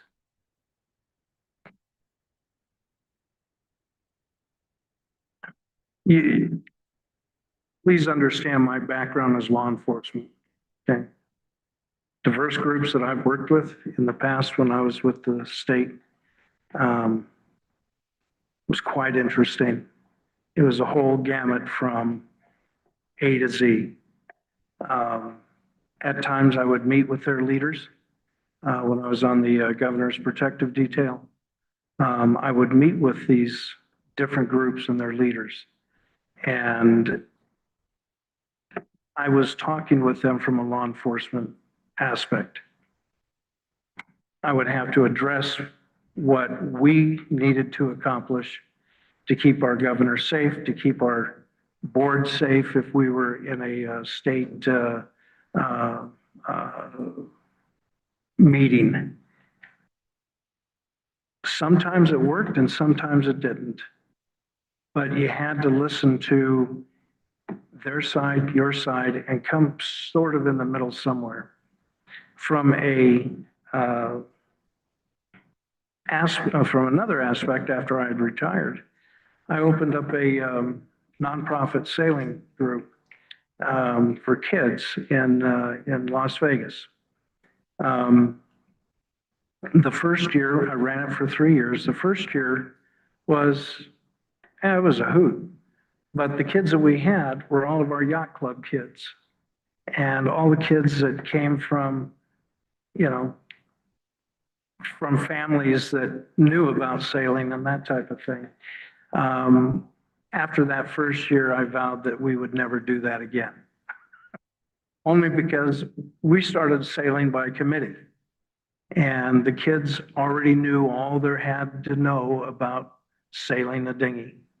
The next 2 years, I had partnered with a group out of Las Vegas, and they had children that, through absolutely no fault of their own, these kids were probably the most marginalized group of kids that you would ever imagine. These kids were all born with AIDS. And they didn't go to school 5 days a week. Sometimes they didn't go to school for 3 weeks in a row. And to get this student, this child in our group, that their own shadow literally would frighten them. And to run that student through a 10-week program, they did not understand what they were learning. They understood this is a boat and it scares me to death. And the first thing we did was taught them how to swim. Then we put them in a boat. We turned the boat over in the water with them in it. Now they already know how to swim, but they don't know what it's like to have a boat, a small dinghy, okay, 8-foot sailing dinghy. They don't know what it's like to have sails and lines in the water and that type of stuff. I'll cut this short. They learned critical thinking. They learned how to assess certain situations. They learned how to think for themselves and work through these problems. And at the end of that 10 weeks, these kids were absolutely unstoppable. And I love that. That was cool. Thank you. Thank you, Trustee Farr. Trustee Bull? Thank you, Mr. Hagan. The Lyon County School District, like many across the nation, suffers from a chronic shortage of qualified teachers. Please describe any knowledge you have about this situation, including possible reasons for the shortage and possible solutions for addressing the issue. You know, I think that personal, from my own point of reference, I may be way off base. I really believe that a school teacher from when I was in school, folks, that was a long time ago, but our public schools, in my opinion, have been asked to do so much more than just teach our children. They have to deal psychologically with these kids, emotionally with these kids. They are, you know, a school teacher's, an educator's job doesn't end when that last bell goes off anymore. When I was in school, most of our instructors were beating the buses out of the parking lot. They were gone. Not anymore. These teachers, you know, even though they only have a 9-10 month work year, they're working all through the summer. I know this because both of my daughters are educators. And one is a autistic educator. In fact, she wrote the curriculum for her district. My other daughter is a administrator. And, you know, I have a lot of empathy for them. So to answer your question, I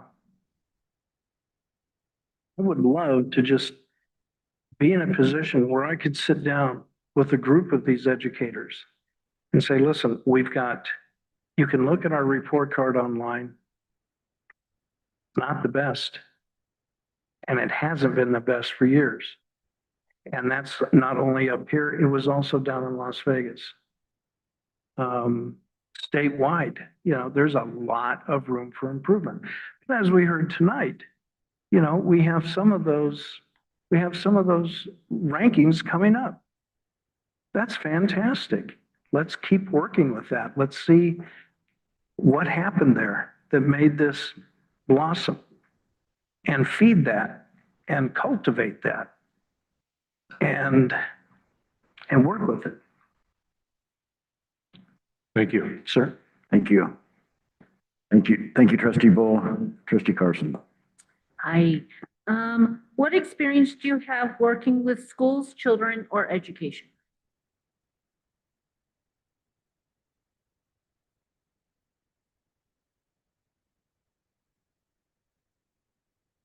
Again, in a formal classroom setting, none. I tried to get out of the classroom as fast as I could when I was in school. I even cut a deal with my algebra teacher one time. It worked. I got out. But not being actually in the classroom setting, I can still see what's going on in the community. I have a friend of ours that their child was struggling in reading. And the parents worked with him and worked with him and worked with him. The teachers, the educators worked with this child. And it was grueling. But one day it just sort of clicked with everybody. And this child is now excelling. My wife and I presented reading books, curriculum for this young lady, and she really took off. So in a formal setting, I don't have it. That's all I can tell you. Thank you. Thank you, Trustee Carson. So you're almost done here. Got one last question. Yes, sir. So what would you propose to reduce absenteeism in the Lyon County School District?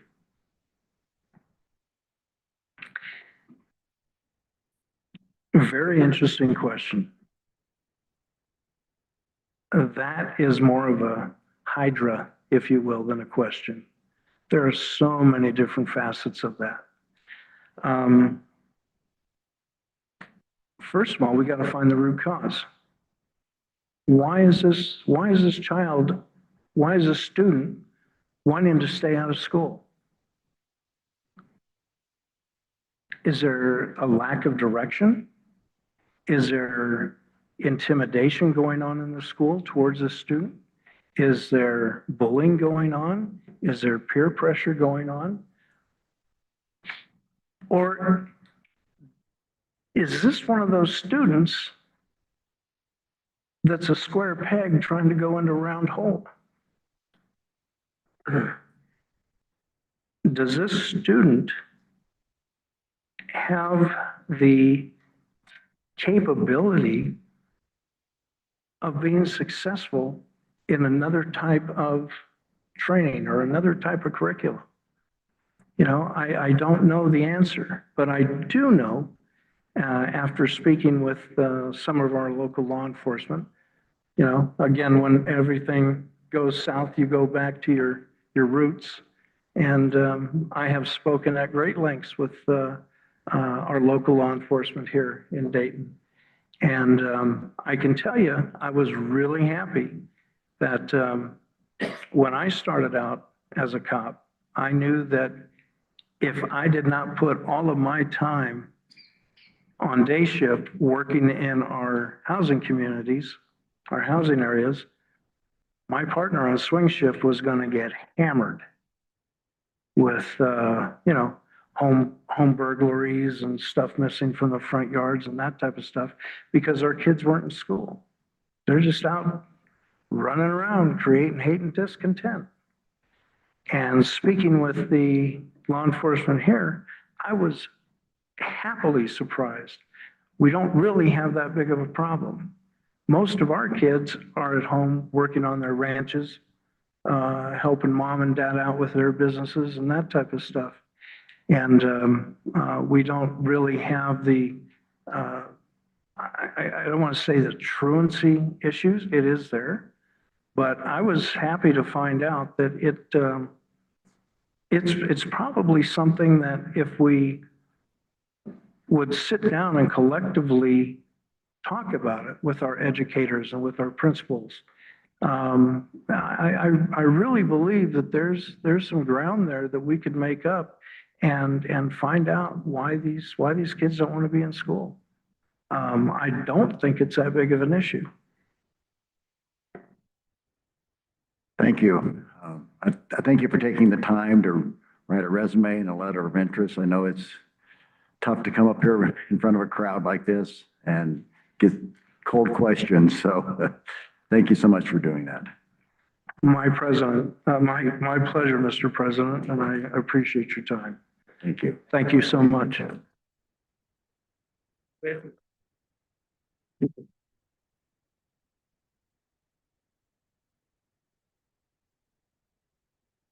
We're going to take a 10-minute break because okay, just so that we can have a restroom break here. So don't everybody run in there at once. Hands. It says on. My one advice to board members, don't discuss anything of the interview process. That would be my one advice. Thank you for that, Superintendent Logan.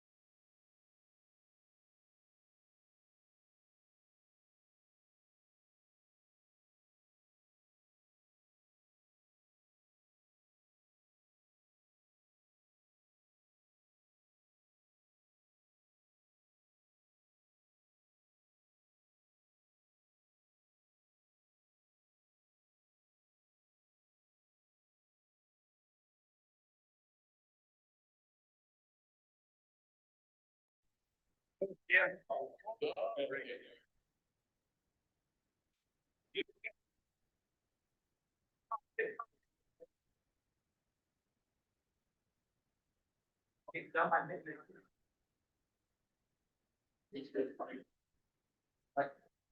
like to call the meeting back to order.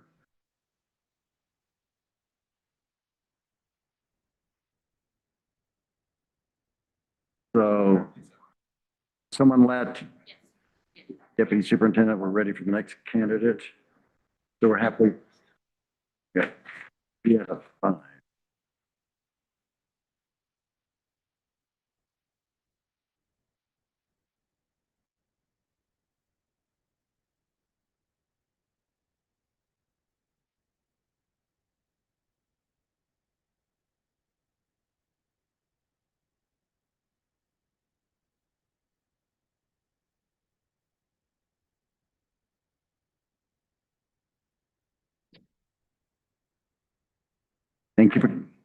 Thank you for coming in. So we're going to ask you 6 questions, starting with Trustee Whistler. I just want to, again, this is Lisa Shumway, who our next candidate is. Just want to make sure you know the name as the public. And you have 20 minutes total to answer all 6 questions. Make sure you're Yeah, the green light. It's on now. Thank you. Can you hear me? There we go. The questions will be read to you, but they are in front of you. Yes. Okay, thank you. Good evening, Ms. Shumway. Thank you for coming here and for volunteering. I'm Trustee Whistler. I definitely appreciate you taking your time. And like I've told the others, I was once in your seat where I was volunteering to apply for the board. So my question is, what do you believe are the biggest issues in the Lyon County School District and how will you address them? For me, the biggest issue in education right now is special education. I have 3 adult children, 2 I have 5, but out of my 3, 2 of them had IEPs and 1 of them had a 504. And Dayton School District, Lyon County School District, really did a lot to support my kids. I have friends in California who did not get the support that they needed from their school districts, as my kids did. And right now with the Department of Education closing, that is why I have volunteered, is to advocate for children and families that are in that situation. And I imagine there are many other issues that are very important in Lyon County School District. But my focus is very much on, rather than on the football team, it will be on the kids that fall behind and are falling through the cracks. That's awesome to hear. Thank you so much.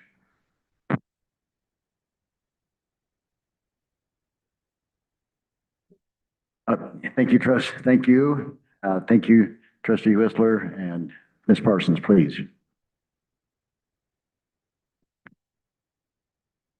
Turn your mic on.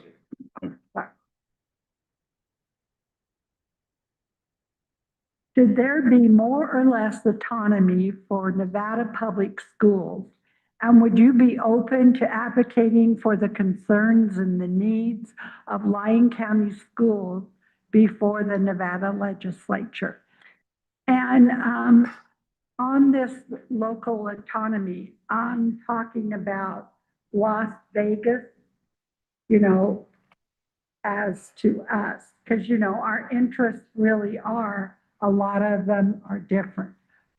So, would you be willing to go to the legislature and advocate for us? Absolutely. I've been to a committee before on homelessness. And I've had some training with Mormon Women for Ethical Government on that sort of advocating. I would be willing to do that.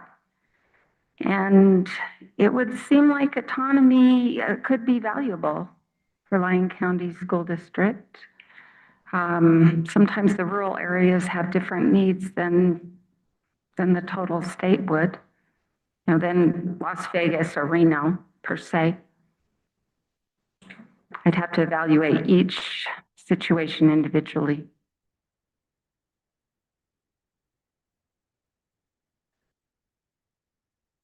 Thank you.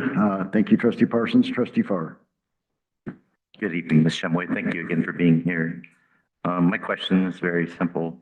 Can you share an example of how you've worked collaboratively with diverse groups in the past and how you plan to engage with different community perspectives?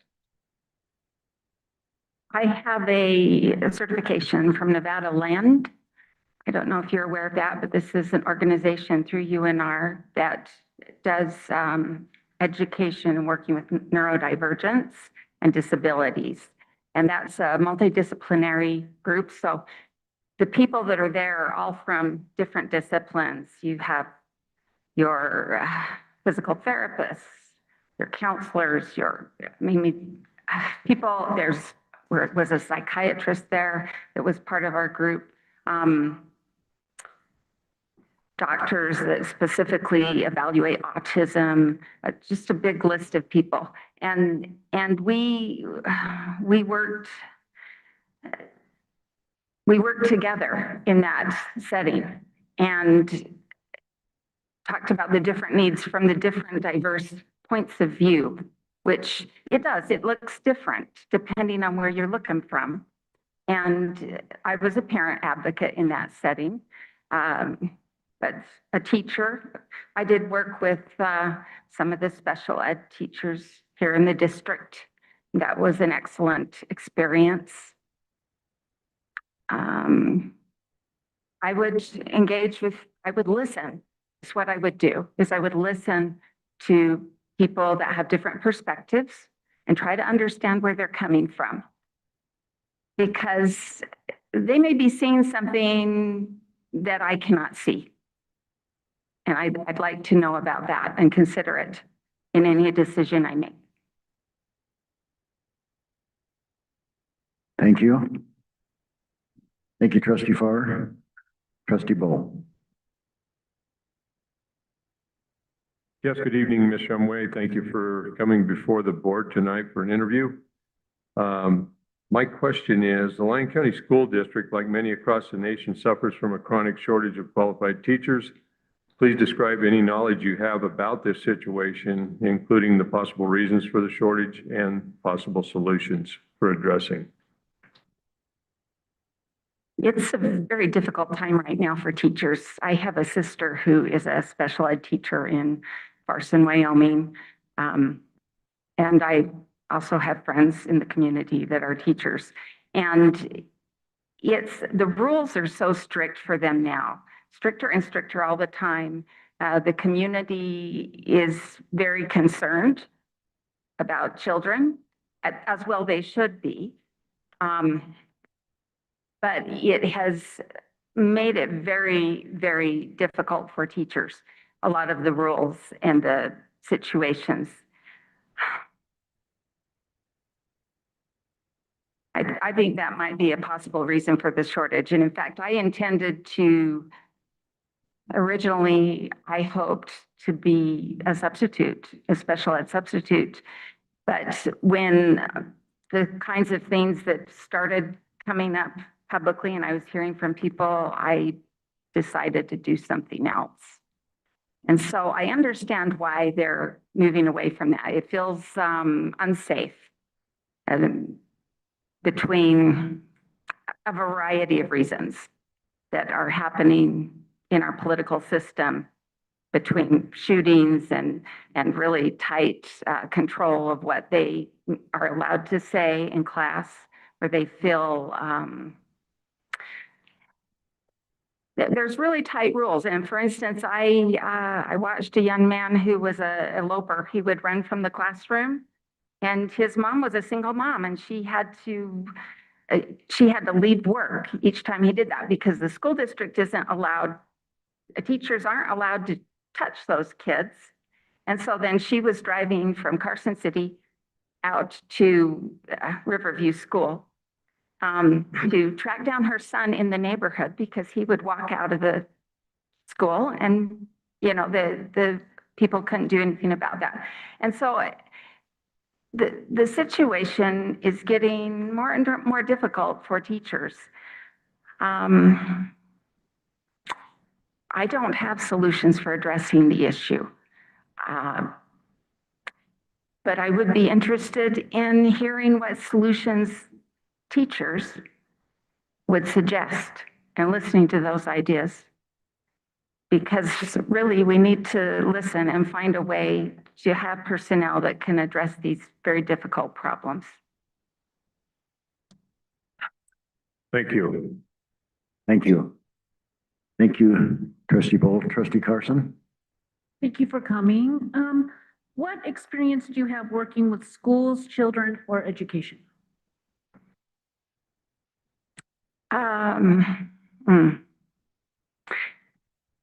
My father was a school psychologist.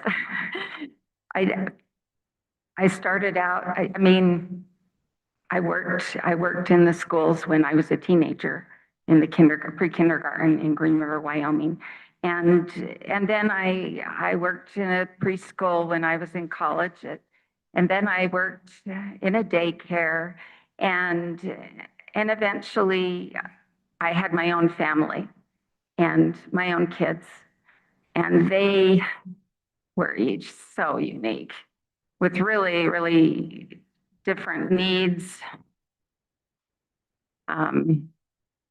It's not what you anticipate if you haven't had kids or you just have one or two.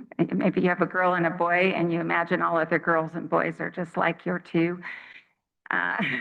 My kids are so different, and that's my experience, is really you have to listen to the individual teacher or parent or administrator and to find out what the individual problem is that they are dealing with, because it's not going to always be what you might have been anticipating from your own experience.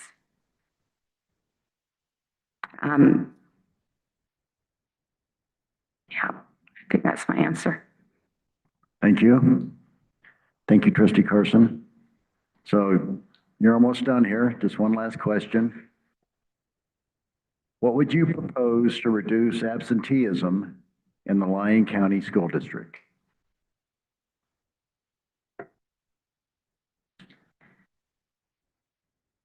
I would have to find out why that's happening.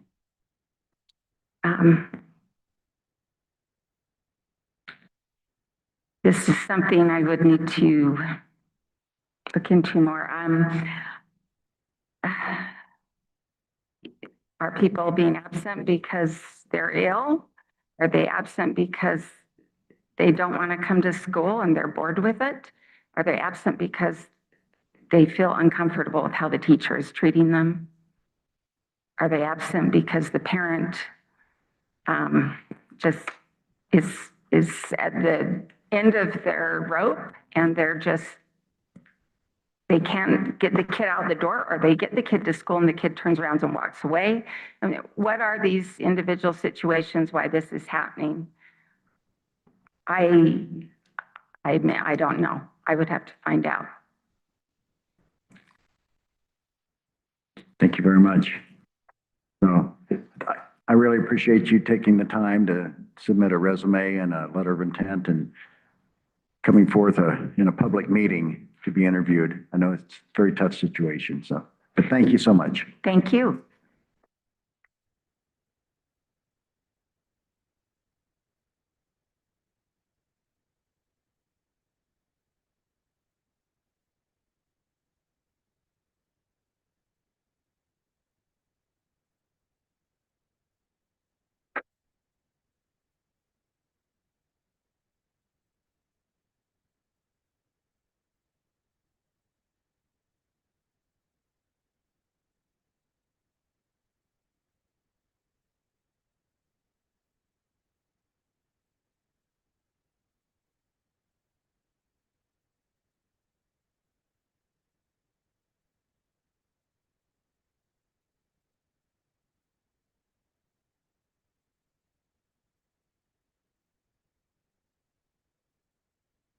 Hi there. Thank you for coming in tonight. There's going to be 6 questions here. You have a total of 20 minutes to answer all of them. This is And your Mr. name Spoon. is? I am Vincent Spoon. Vincent Spoon. Yes, sir. Thank you. Good evening, Mr. Spoon. First of all, I'd like to say thank you for your service. So you were in the Marine Corps. I know that made Mr. Farr's day right there, being a Marine himself. I'm a squid, so. But thank you for your service. Thank you all as well. So my question, Mr. Spoon, is what do you believe are the biggest issues in the Lyon County School District and how will you address them?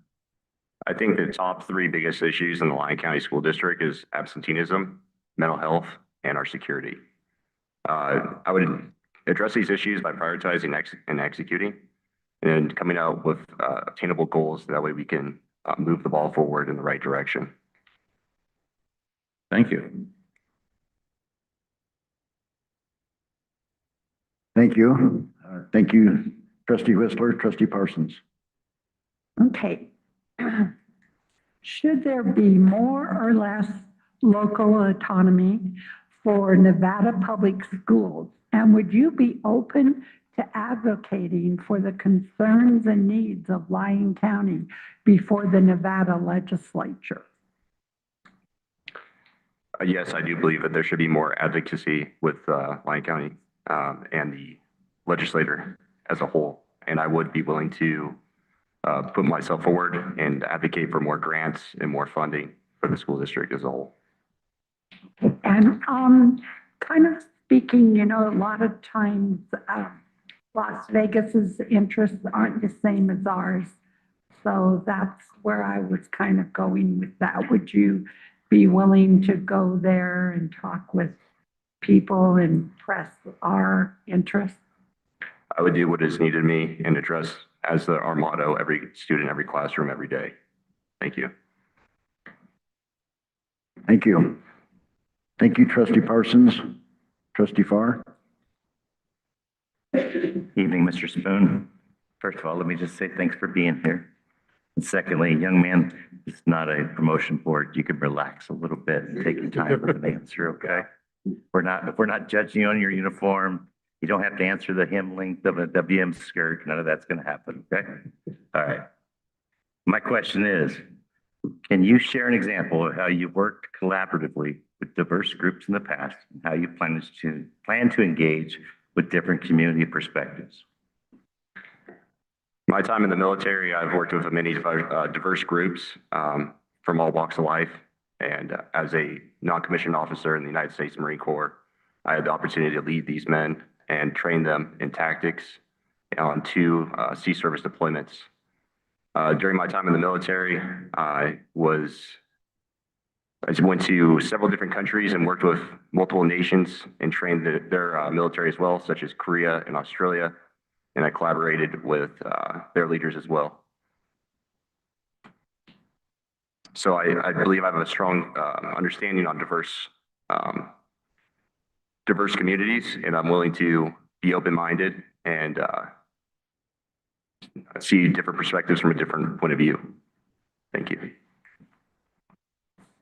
Thank you. Thank you, Trustee Farr. Trustee Ball. Yeah, good evening, Mr. Spoon. Thank you for your service to our country.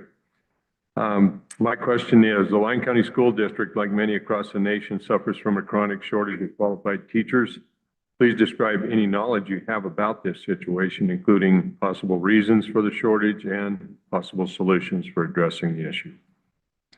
I believe the shortage of teachers could be addressed by offering incentives to teachers and retention to the teachers that are doing very well at their job.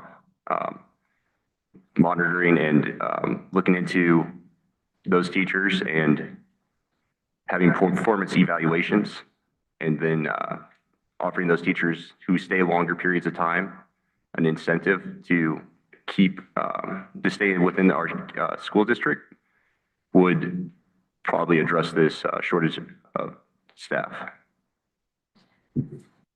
Okay. Thank you. Thank you.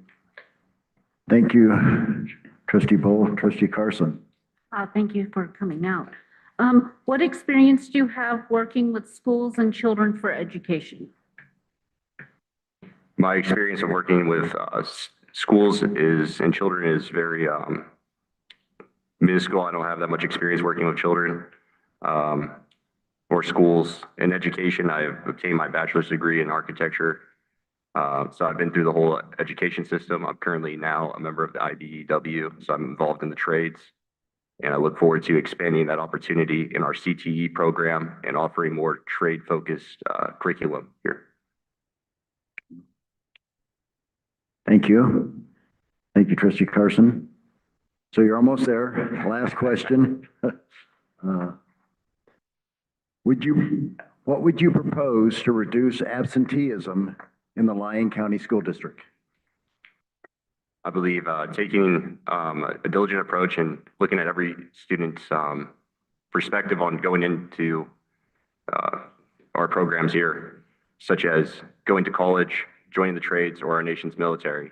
If we focus on what the student really wants to achieve out of going to school, I feel like we would be able to counter this absenteeism because we can create an interest for the student to attend school. So I believe like we have to be more diverse in our forthcoming of education and offering more opportunities to be involved with the community as a whole would instill pride in our students and encourage them to attend.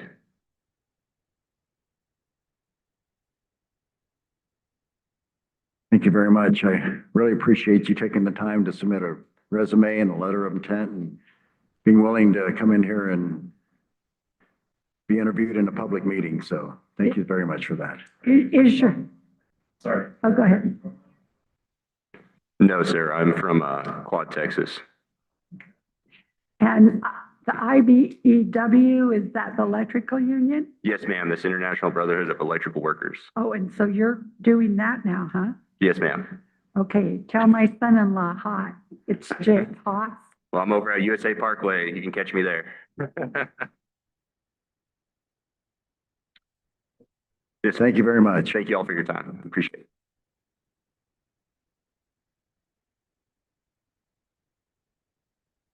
Vincent, you can stay out here, or they're all coming out anyway.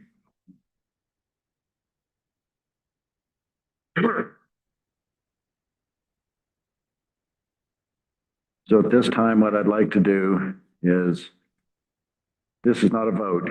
To just have each of you select your. I would ask that we have them all out before they, do that. Okay, yep. I'd wait for the process. And aren't you, even on this, wouldn't you ask the public to give their input? I will. After we okay. have, we'll have this, then we'll have the trustee discussion, then we'll have public comment. It's on my list. Okay.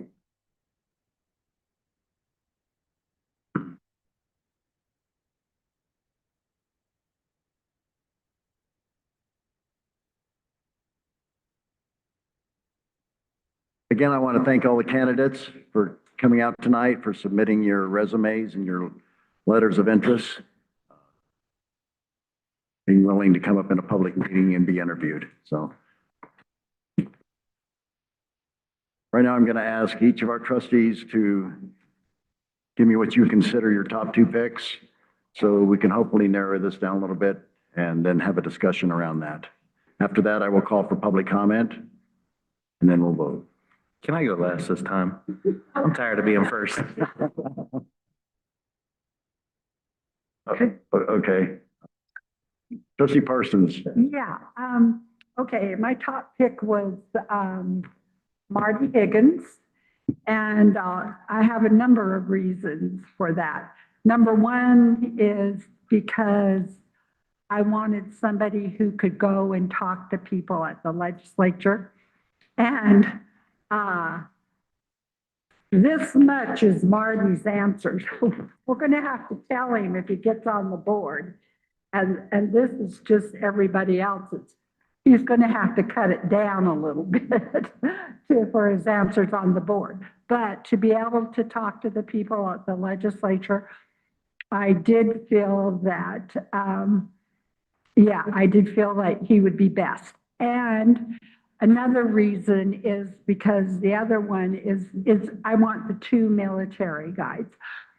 And it's because I worked at ROP, and of course, ROP was military, and it was football players and basketball players. And there's one thing about military. They can move from being the boss to somebody else coming in and putting even a woman in charge, because that's awfully hard for some of the football players. But yeah, military could move back and forth easily. So that was another one of his. And let's see. The other thing was his resume was safety. I mean, I'm over safety, and I mean, his resume is mostly safety. So if anybody could find any holes in what we're lacking, I felt like it was him. So from my point of view, I think it's Marty. Okay, so you only had one or you had two? No, I had two, and the other was the other Mr. Spoon was my other one. Yeah.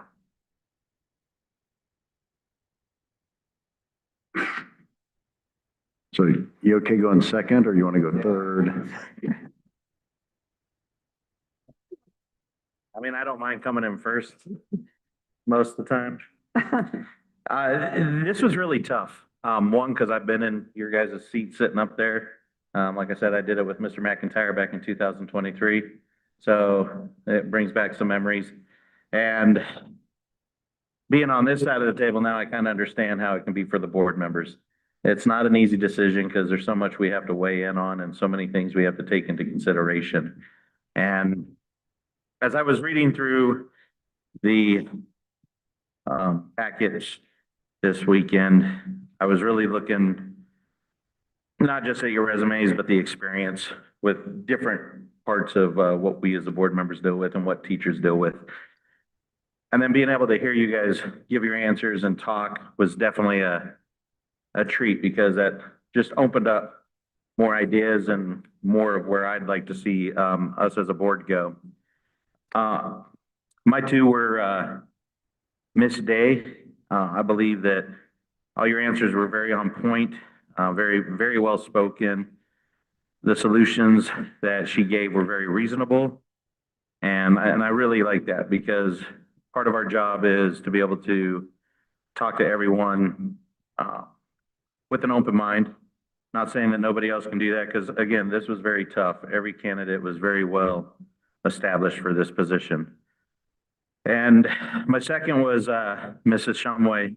A big reason is we need somebody on the board, I feel, that can really understand special education, since that is a huge thing in this area, Lyon County School District. And just hearing the stories of the other families coming from out of state and having horrible experiences, to hearing how wonderful our community and our school district is with the special education. And that was a big part, because I think with that kind of knowledge, that will just help us get better. And with getting better, word gets out, and that brings in more people and even more teachers in the future, I hope. So again, this was very tough. I thank every single person for applying for this position from the deepest part of my heart. Thank you for everything. Thank you, Trustee Whistler. Trustee Farr? Thank you, Mr. President. So I listened to each and every candidate come up and answer the questions. And I'll be honest with you, I looked at the 6 questions that were submitted, and mine included, and I weighted them for what I thought were important. So if my emphasis on what I thought was important for a candidate coming forth to school board, it was because I weighted certain answers as more valuable than certain answers to other questions, if that makes sense to you. So I won't go into detail and bore you with how I evaluated that, but I will tell you that my very first choice would be Miss Day, and my second choice would be Mr. Spoon.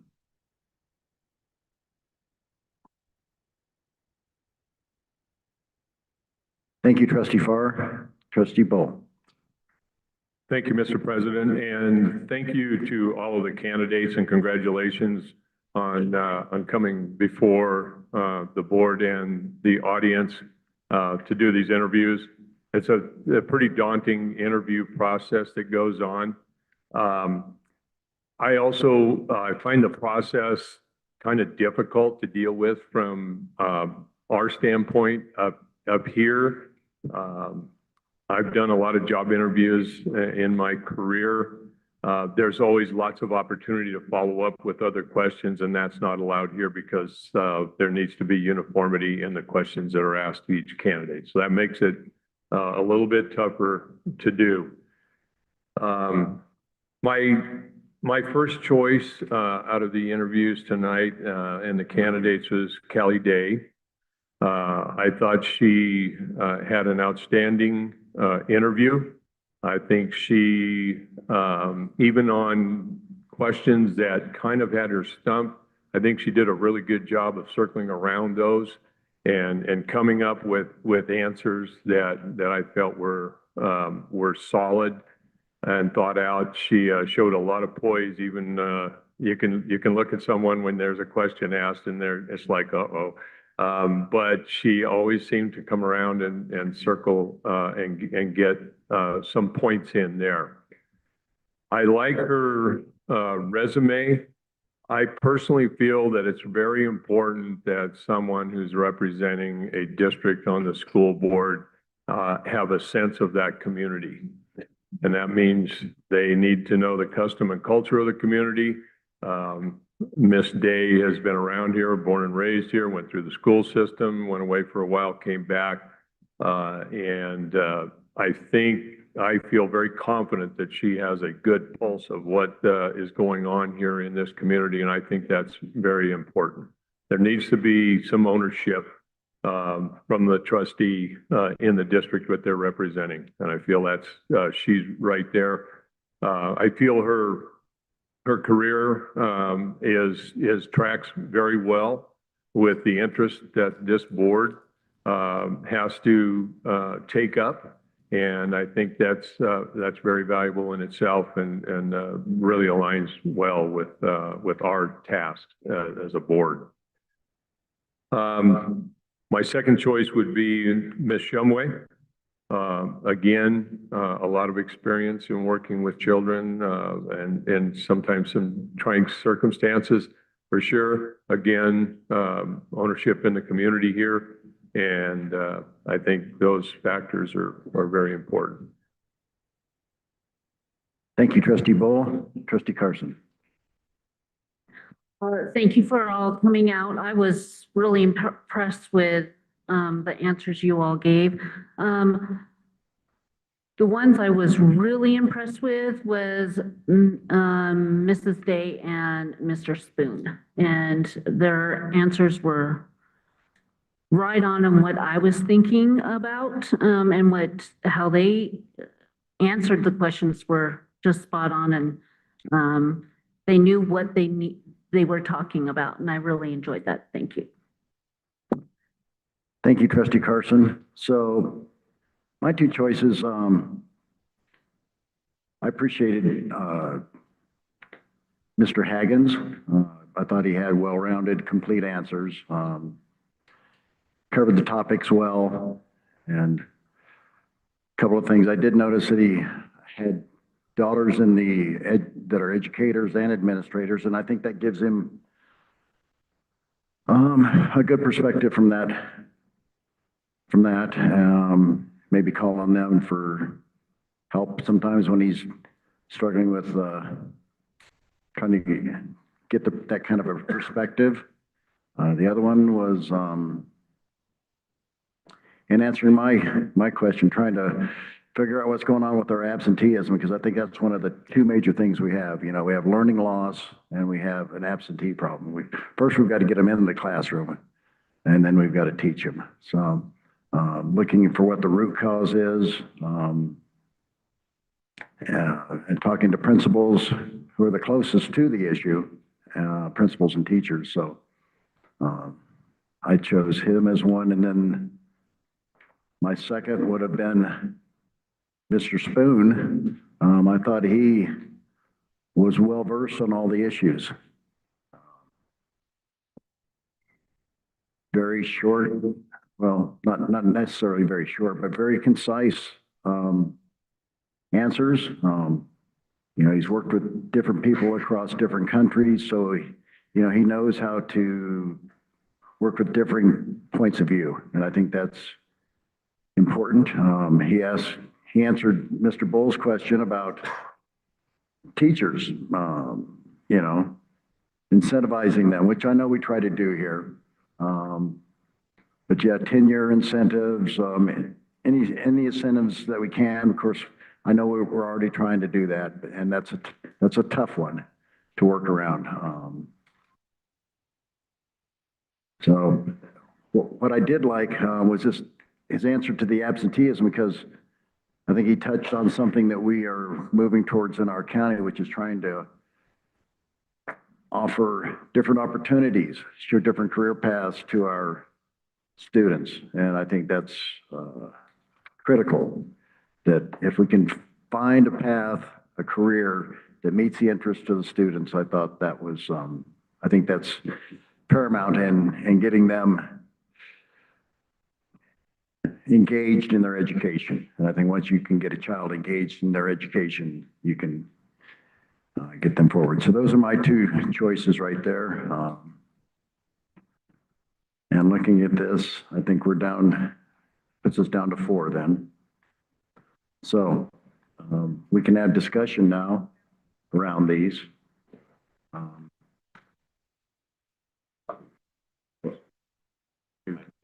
No, not a vote, just a discussion, further discussion. Is there any further discussion? Anything else anyone would like to say? I would just say I took track of everyone's answers, and we have 4 board members who chose Ms. Day as their first choice. And Yep. And then the most common second answer was Mr. Hagan's at 2 votes. And then the secondary person, the most common answer was Mr. Hagan, or Mr. Spoon, excuse me. Yeah, so, yeah, Mr. Hagan's got 2, Mr. Spoon got 2. No, Mr. Spoon got 4. Oh, he got 4? Yeah. As a second choice. Okay, he got 4, okay, all right, Yeah, so they're All the right. same, they're tied. okay. Yeah. Yeah, okay. So it's 4, so it's really between Spoon and, who was the other one that got Day. paid? Okay. 4, Spoon and Day. But if you listed them, as I did, you gave your first choice, you said Ms. Day. Your second choice, whomever that person was. So again, going by what you said was your first choice, that's 4 votes for Day as it stands now, as their top choice out of 6. Yep. Okay. Before a vote. So is there any further board discussion? I would like to hear from the public as well. I mean, Okay, no, we are definitely gonna do that. So is there any public participation on this agenda item? Hi, Bridget Peterson for the record. Of course, I have a comment because that's my seat. So I've thought about tonight what I might say, and I'm not going to tell you who to vote for, but I will give you some things to think about maybe. Thinking about what makes a really good board member. And for me, the first thing is intentions. What are their intentions in sitting in that chair right there? To me, the most important thing is, do they love kids? Do they love our schools? And do they love our staff members? And I think if they love those 3 things, their intentions will be pure, and you'll have a very good board member who wants to do good things for our district. So just keep that in mind. And also, over the years, as I've sat there, we've talked about how do we get more parent involvement, more parent involvement. It's a concern. And I would just say to you that you have a couple parents here tonight asking for your permission to be involved. And that's it. Thank you.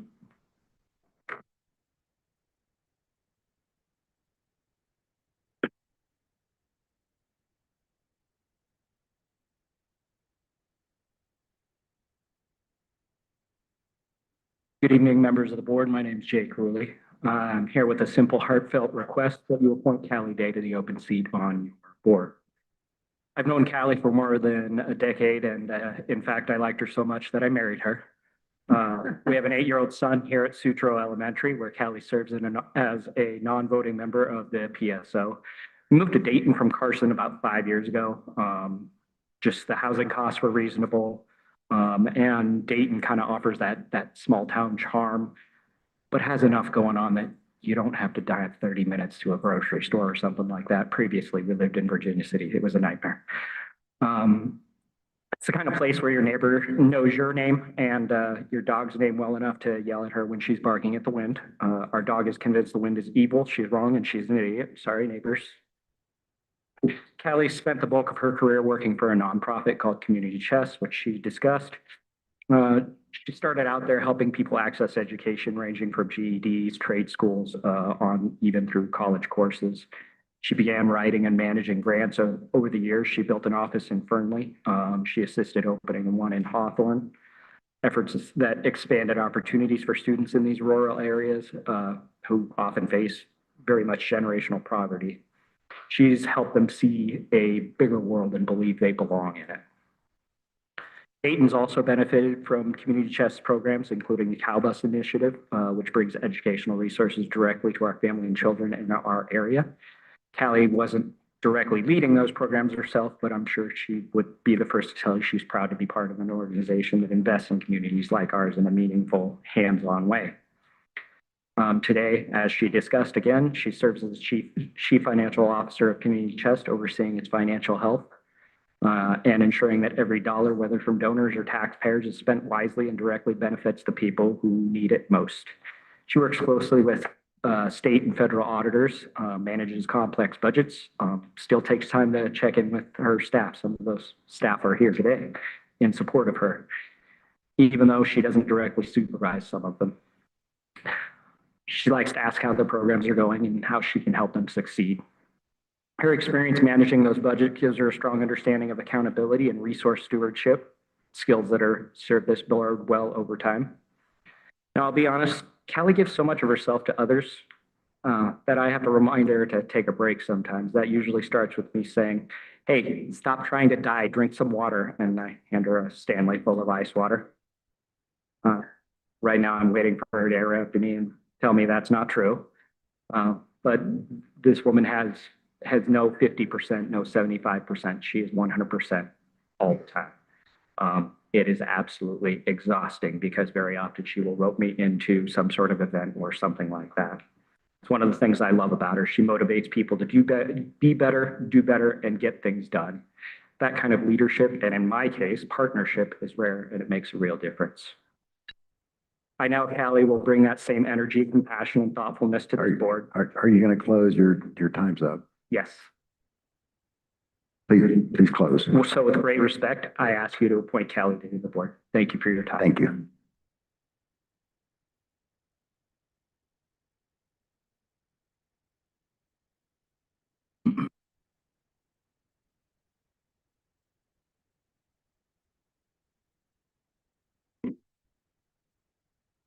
Hi, my name is Sarah Ross. I have been a Lyon County citizen for over 24 years. I have also known Ms. Shamway and Ms. Day for quite some time. And I am here to put my support behind both of those women. I have seen them both in their roles as parents and watching their engagement within the school systems, their desire for things to be better, not only for their own children, but for the other children that are there with their kids. They're not focused just on their single goals, their personal drives, although those are definitely there, but they are there to make things better for the schools as a whole, that through their advocacy, they're able to advocate for other children as well. I've known Lisa for quite some time and know her to be one of the fiercest advocates I have ever met. She will fight for the kids in Lyon County, whether that is in the special education system or in general ed. If a kid needs a champion, Lisa is the one to be their champion. I have worked both professionally and personally with Miss Day, and have always been impressed with her ability to rise to any occasion. She is not only an amazing mother and advocate for her child, she is also an amazing person to work with professionally, to collaborate with. I work for Healthy Communities Coalition, and Healthy Communities and Community Chest work very closely together on a regular basis. And I have been able to experience the fruits of Callie's labors and have always appreciated the effort that she puts in. So I would just like to say that I don't think that you could go wrong with either one of these women, either Lisa Shumway or Callie Day. They are both going to be an amazing asset to this board.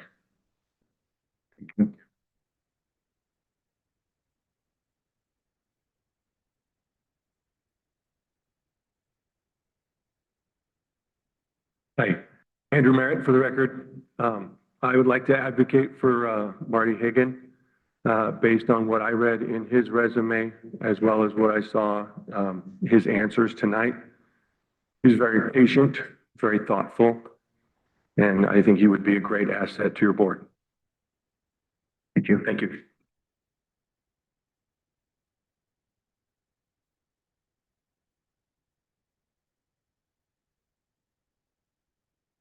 My name is James Riley. My son goes to this school. I'm a Vietnam era veteran. And I'd like to advocate for Marty Hagens or Vincent Spoon, just the fact that they have served their country already honorably. I know Mr. Hagens comes from a military family, and his father served in World War II, Korea, and Vietnam in distinction. And Marty goes to show that the apple does not fall from the tree. And when we consider someone that's going to serve in this school district, we need someone that is dedicated, someone that is tenacious, and someone is fearless. And by their service records, I would say that they have proved that already. And I advocate for their vote. Yeah, thank you very much. Thank you.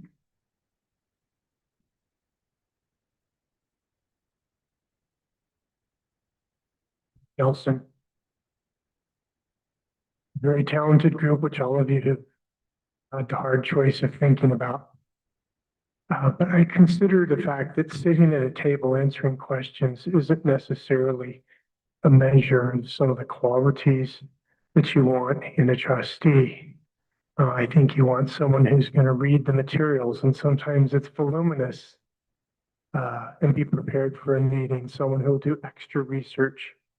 And as best I can tell, only one of the individuals is retired and has the time to do that, and that'd be Marty Higgins. It's very hard not to recommend any of the others. They're all very talented, especially my fellow Marine.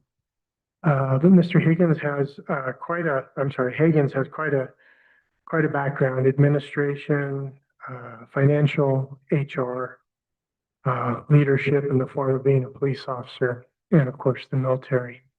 So I think as a board member, he'll be the one who will come well prepared, and he strikes me as being very reasonable. Thank you. Thank you.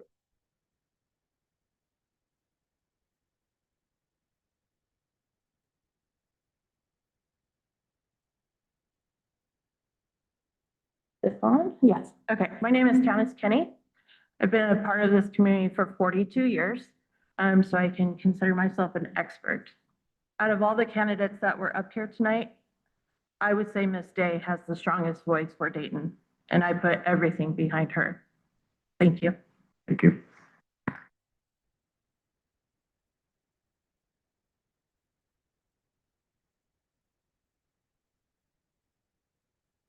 Evening, Wendy Matson, community member. I just wanted to say thank you to everybody who put themselves out here to come up here. I can't even imagine sitting like this in front of you all and then us behind them. And so I just have so much admiration and gratitude to each of you that came up here. Surely shows your love of your community and your willingness and your desire to support our kids, families, and communities. I'm just super grateful. I'd also like to acknowledge Miss Day's interview. I feel that she took each question and really had a very thoughtful response, very insightful, and a lot of experience behind those answers. And each one, just the time that was taken, I just felt really confident in the way she was able to present herself and really thoughtfully answer your questions. So they're all obviously amazing. I again appreciate it, but Miss Day was for a community member like me was a standout. So thank you.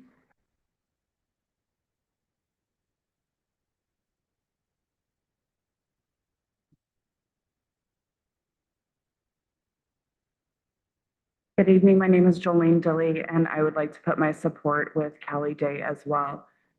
My experience with Callie has been nothing short of tremendous. She is a new parent at Sutro Elementary School. However, she immediately jumped straight in and has been actively involved in supporting the students here at the school, as well as the staff at the school. And I believe that she is more than qualified to do that at the district level.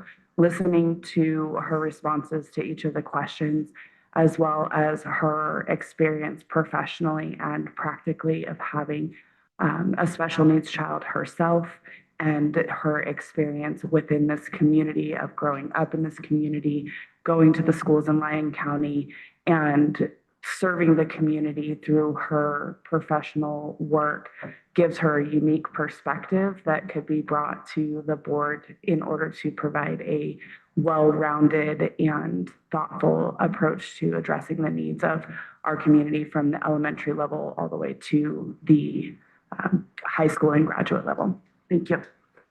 Thank you.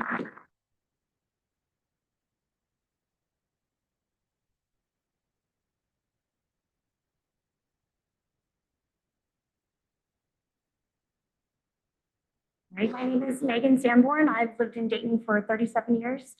I grew up in Lyon County School Districts as well. My kids attend Sutro as well as Dayton Intermediate School.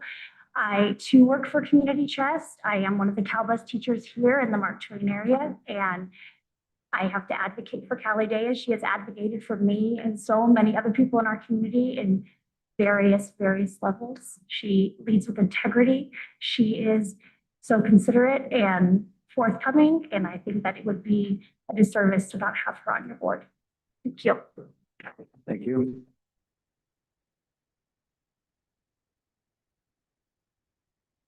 Neil McIntyre for the record. So I'm not going to tell you guys who to vote for or who I'm recommending, but I do say that coming from a small community myself, you hold a town that you grow up in and you spend your whole life in, and you hold that close to your heart. You guys have already mentioned that you guys have, out of the 6 of you, 4, you have this one person as a number one.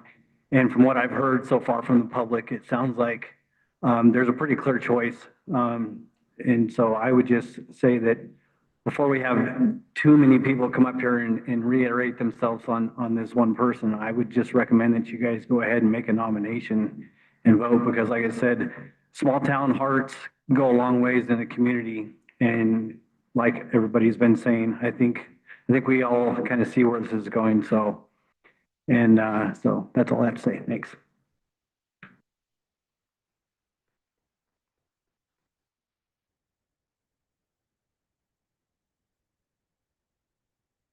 Is there any more public comment? Okay, so seeing none, I'm going to ask, is there any more discussion from the board? I would just add one thing. I listened to a lot of my colleagues here explain their reasons for their choices. And I was trying to keep my answers succinct, but I'm hearing from the community that what I heard in the interview and what I read in the limited scope, I mean, a resume and a letter of intent is pretty limited to get to know somebody. You don't want to reduce somebody down to paper. But I read through all the resumes very carefully, and I looked for things that I thought brought value to the school board. I looked for things that were tangible in measuring the jobs that we do up here when we make these decisions. And yes, like Mr. Whistler had said, you know, there's kind of we all have our own biases, whether it's for fellow military members who serve like us. But for me, especially, it's having a tie to the community. And for myself and Mr. Whistler specifically, I've said this before, we both have skin in the game. We both have kids in schools in our school district. So even further to compound that, we both have kids in the school district here and spouses who teach in this school district. So that to me says you can't get more community tied, I think, than having born and raised someplace and then gone through that education system and knowing these administrative staffs and these other teachers. To me, that was, I think, what won out for me in my decision and why I chose Ms. Day as the best candidate. Thank you, Trustee Farr. So I've looked at what it takes to do this job as a trustee. I take it very seriously. I spend a great deal of time throughout the month. This has been a light agenda. It was 400 pages. Sometimes these things run 6, 8, as much as 1,000 pages. It's a monumental task to go through all of that and try to be qualified to make a decision on that. I feel it's no disrespect to anyone here at the table, but you really need to have the time to do that. And someone that's retired is the person that I feel has the time to do it. Certainly there would be other things that might disqualify someone in that position, but I see nothing, many of the candidates here tonight that would disqualify them. So I think that's a critically important part of it. That's why Mr. Higgins was my number one choice. And then as far as his answers, I thought they were very detailed, very complete. And I just look at that as being the reason for my number one choice. I was also very impressed with Mr. Spoon and very concise answers. He seemed to have a very good grasp of what's going on in our district. And so that's why he was my second choice. Mr. President, I'd like to make a motion to nominate Ms. Callie Day as the next school board representative from Dayton, Darius. I'll second that motion. Have a motion from Trustee Farr to nominate Ms. Day and a second from Trustee Bull. Is there any further discussion from the board? The only thing I can say is you mentioned retired. Yes, that is helpful. But many on this board work. We get the packet the same time you do, same time any retired person gets. Being retired is not gonna give you that step up to read through what we got. So granted, yes, there are benefits to being retired. It gives you more time to get out to the schools and visit and do stuff like that. That really does help. But when it comes to 600, 800, or 1,000 pages, you and I and anybody else, we have the same amount of time. We get them Thursday and we have till Tuesday. So I just want to put that out there when we're thinking about that we can't put just because someone's retired is the only facet. And I know that's not what you're doing, President, but I'm just saying we got to take into effect, we all have the same amount of time to read through this stuff. Thank you, Trustee Whistler. So I'm going to call for a vote now. I'm going to ask that we just raise our hands. All those in favor of Ms. Day, raise your hand. Your hand up or no? Okay. Okay, so that's 4. Opposed would be, so that passes and we have a new trustee.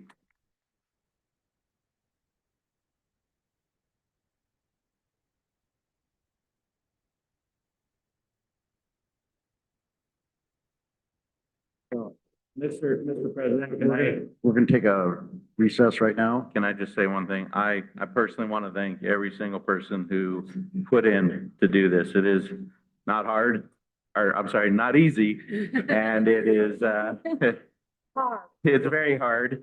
And it takes a lot to put yourself out there and to volunteer for such a big task. So I personally thank every single person that did come out here tonight and interview with us. Thank you so much. And we hope you keep staying involved.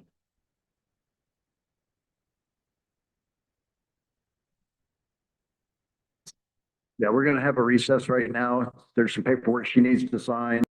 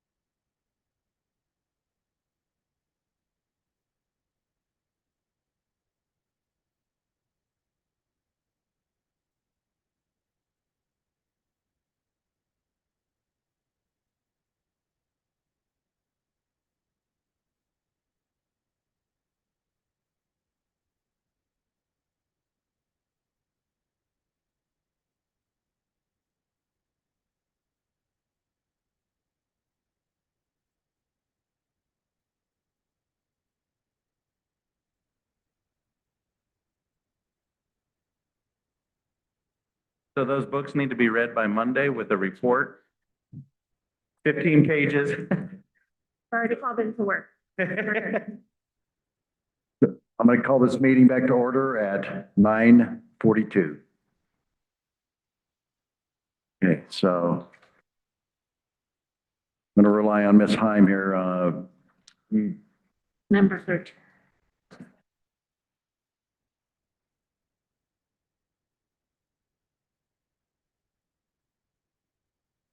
I, Callie Day, do solemnly swear that I will support the Constitution of the United States, the Constitution of the State of Nevada, and the laws thereof, and the policies of the Lyon County School District. During my term, I will faithfully and impartially discharge the responsibilities of the office of the school board member to the best of my ability.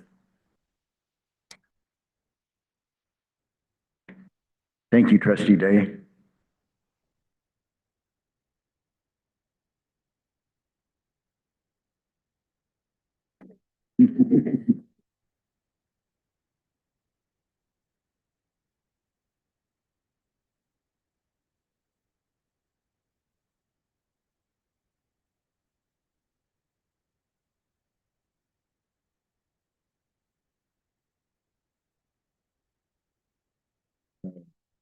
The reading of the oath, and you signed the code of conduct? Okay.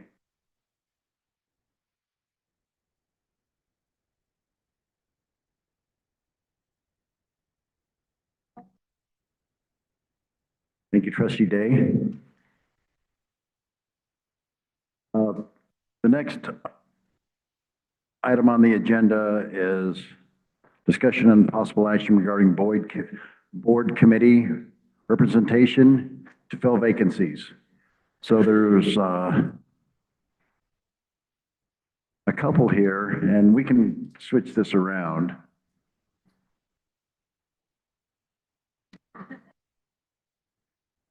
There.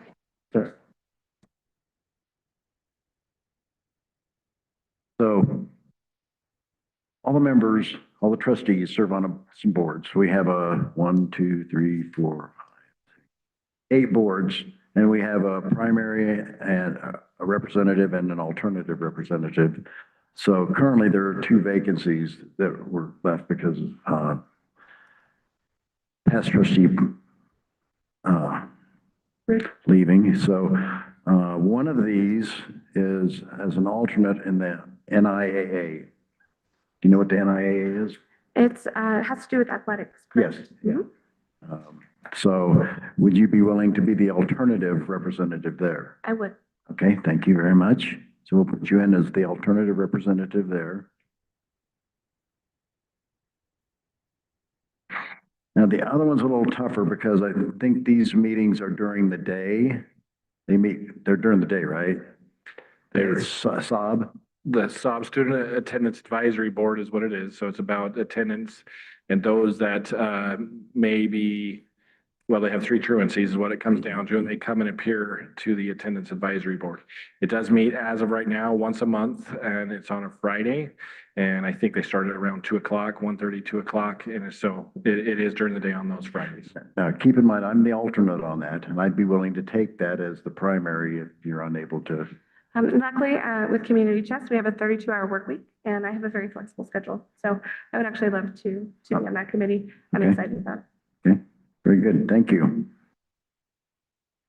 It's wonderful. Retire, you get a 60-hour work week.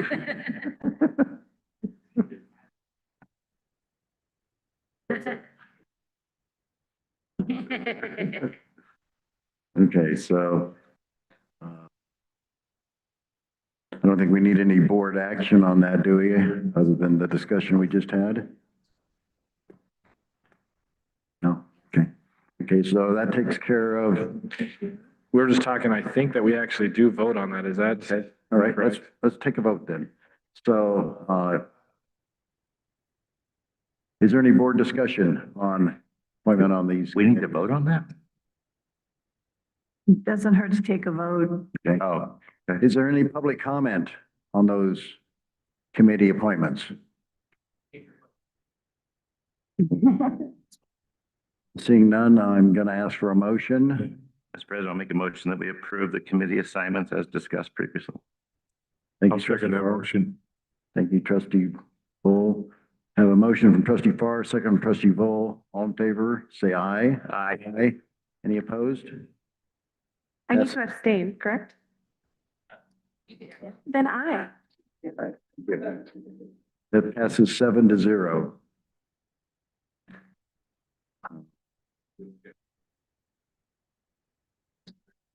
Yeah, Every January, January. each year they rotate, so. First meeting. Okay, so moving on to agenda item number 14, discussion of possible action regarding an update to the 2025 facility improvements and summer projects. This item is being presented by Executive Director of Operations Harmon Baines and Operations and Maintenance Supervisor Kirk McCallum. I see you're alone up there, so. Yeah,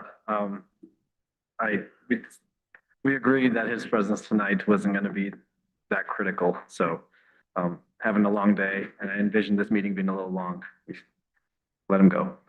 Mr. President, members of the board, welcome trustee Day. For item number 14, we are providing an informational item on all the projects that we've completed over this past summer. This by far was the busiest summer we've ever had.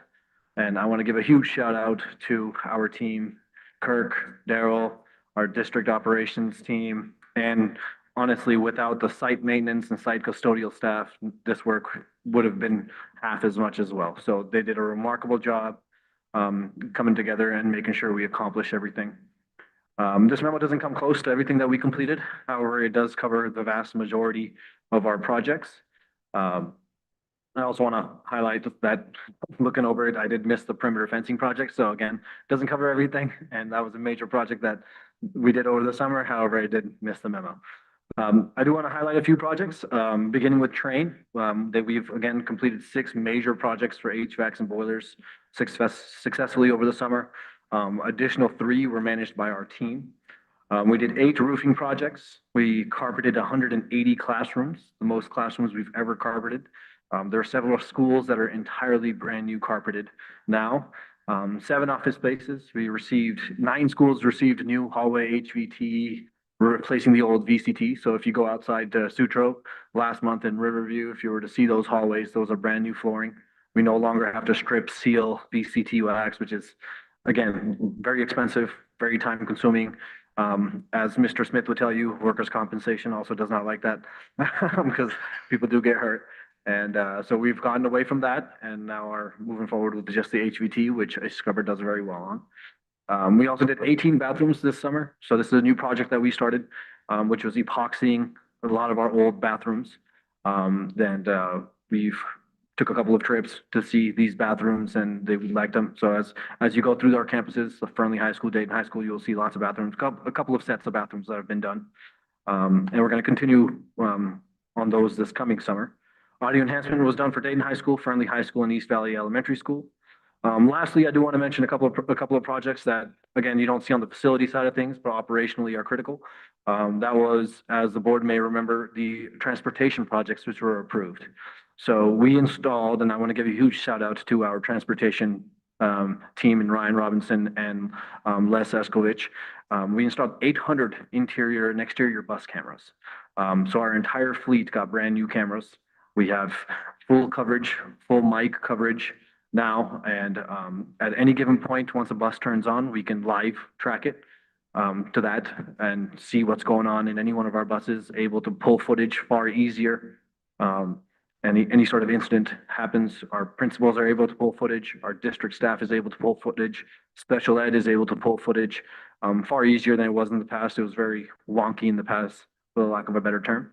And lastly, transportation radios were also upgraded. So now we have full communication with all bus drivers anywhere in our district.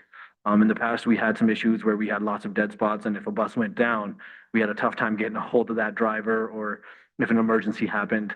That was always a concern of ours, and we've tried to address it in a few different ways, but Mr. Houston was finally able to solve that riddle for us with brand new radios.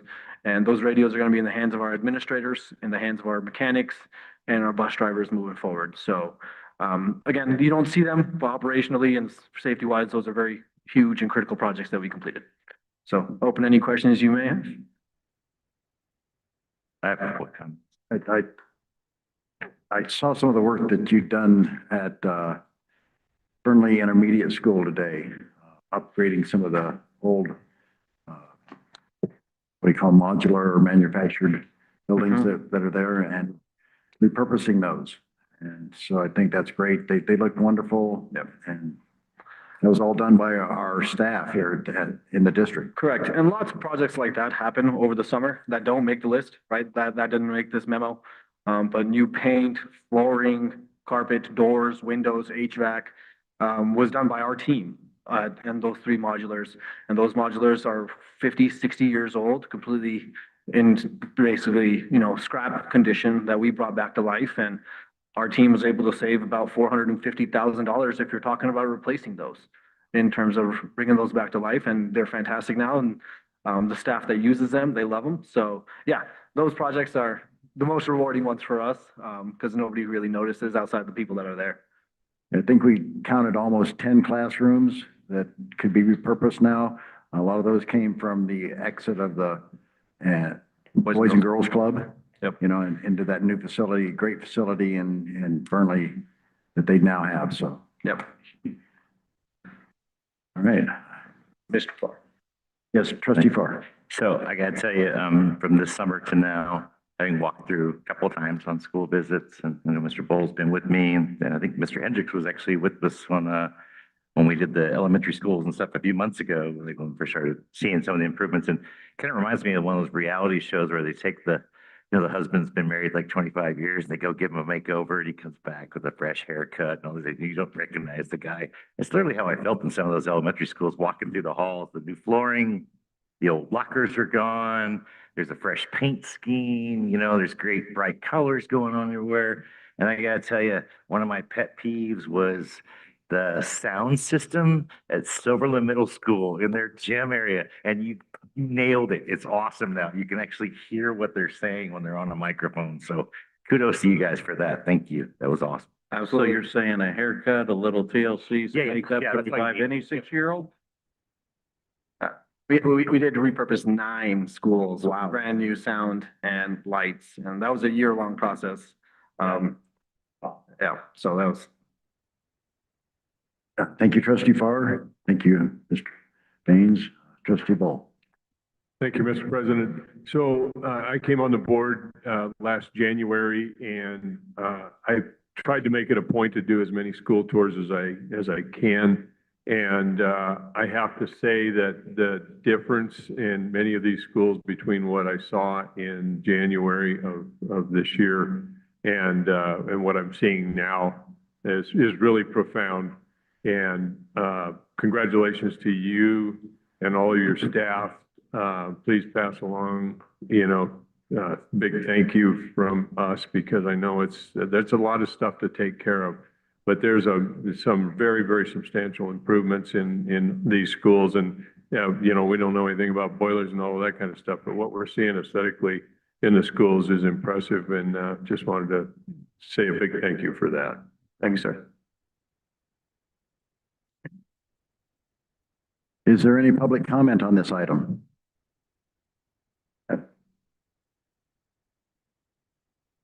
Just a real quick question with the camera systems that we got put on these buses. I'm wondering, I've seen in other districts now where they're actually using these cameras in association with the local police departments and stuff like that, where they're actually ticketing cars that are passing buses with the stop signs out. Are we going in that direction as well? Is that already set up, or was that something for the future? I can touch on that. Mr. Logan may be able to touch on that a bit more after me. There is a bill that was passed in this past legislative session that enforce that it doesn't require us to have it, but it encourages us to go down the path of having a stop arm camera. So every time a stop arm for a school bus is out, a camera is able to look right down that stop arm, and we're able to see who drives past while that arm is out.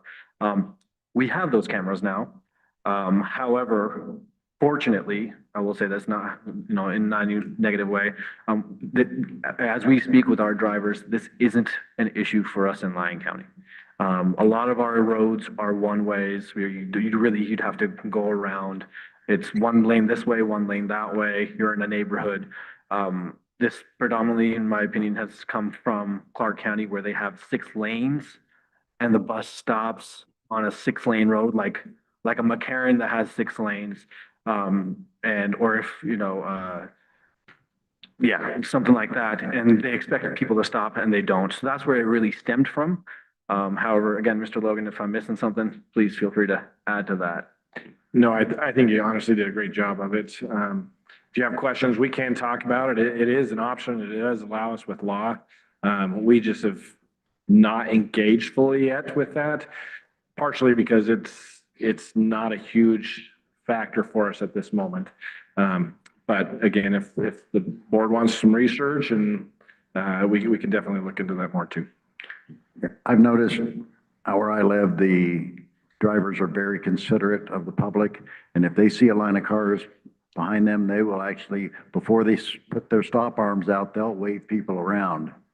And so that's great, and I think that minimizes the impact of something like that. But certainly, if there were cars going around, that would be a safety issue for our kids. Absolutely. And we would 100%, we have in the past, and we would now engage with our sheriff's office to address those. However, again, fortunately, speaking with Mr. Robinson and him speaking with his leads and his drivers, it hasn't been an issue. And the few times that it has been an issue, we have made it well known. And again, you're talking not something major. Thank you very much. Yes, Trustee Parsons? County's got a program, on TV, and so they're constantly reminding us in the advertisements, especially when school first starts. So, yeah. Doesn't seem to be too much of a problem.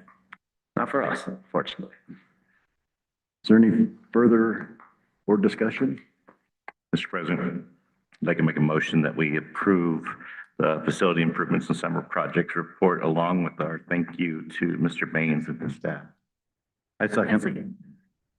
Who was second?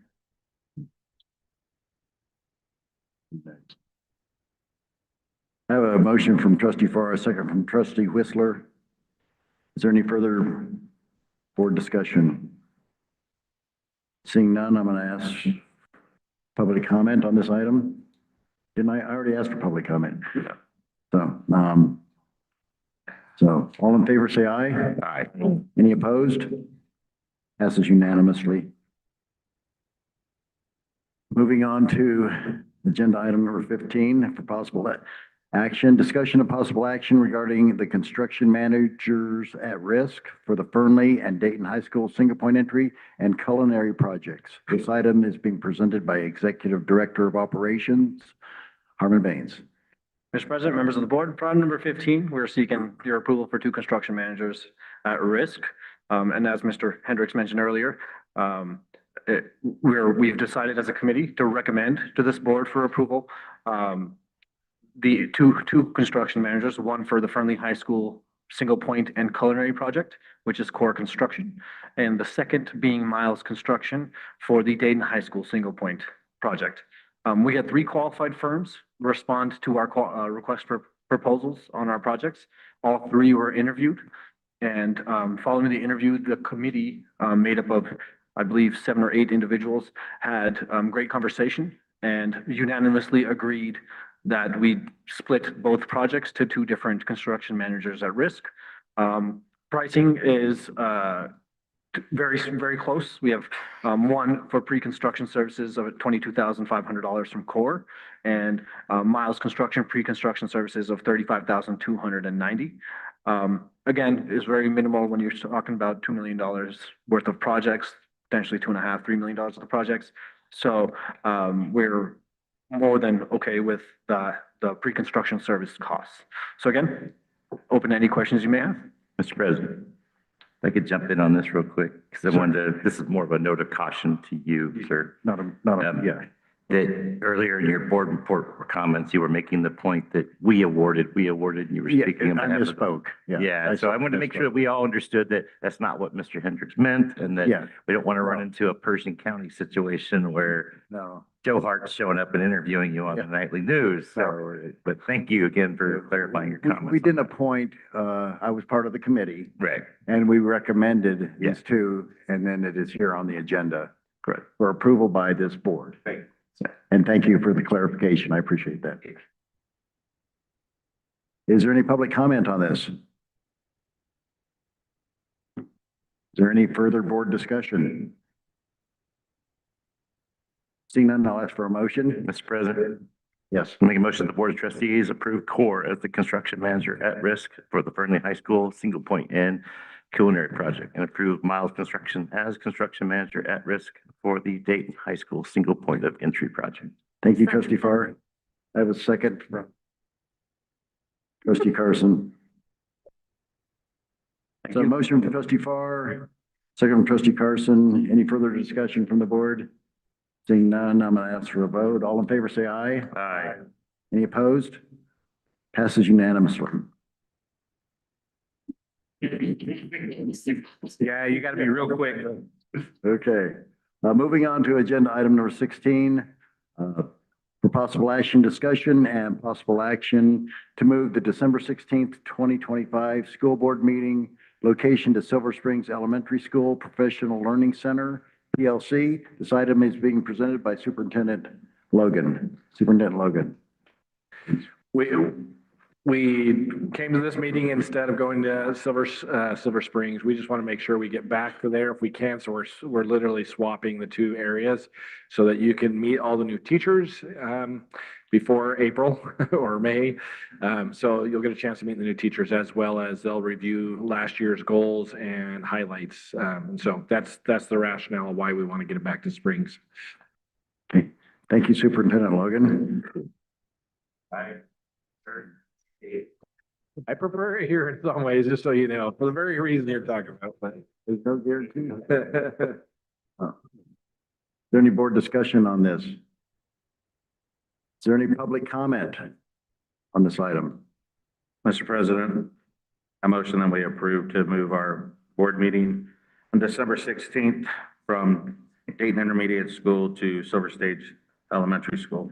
I second it. I have a motion from trustee Whistler, a second from trustee Oh. Jay. Okay, all right, we got it. All those in favor say aye. Aye. Any opposed? Passes unanimously.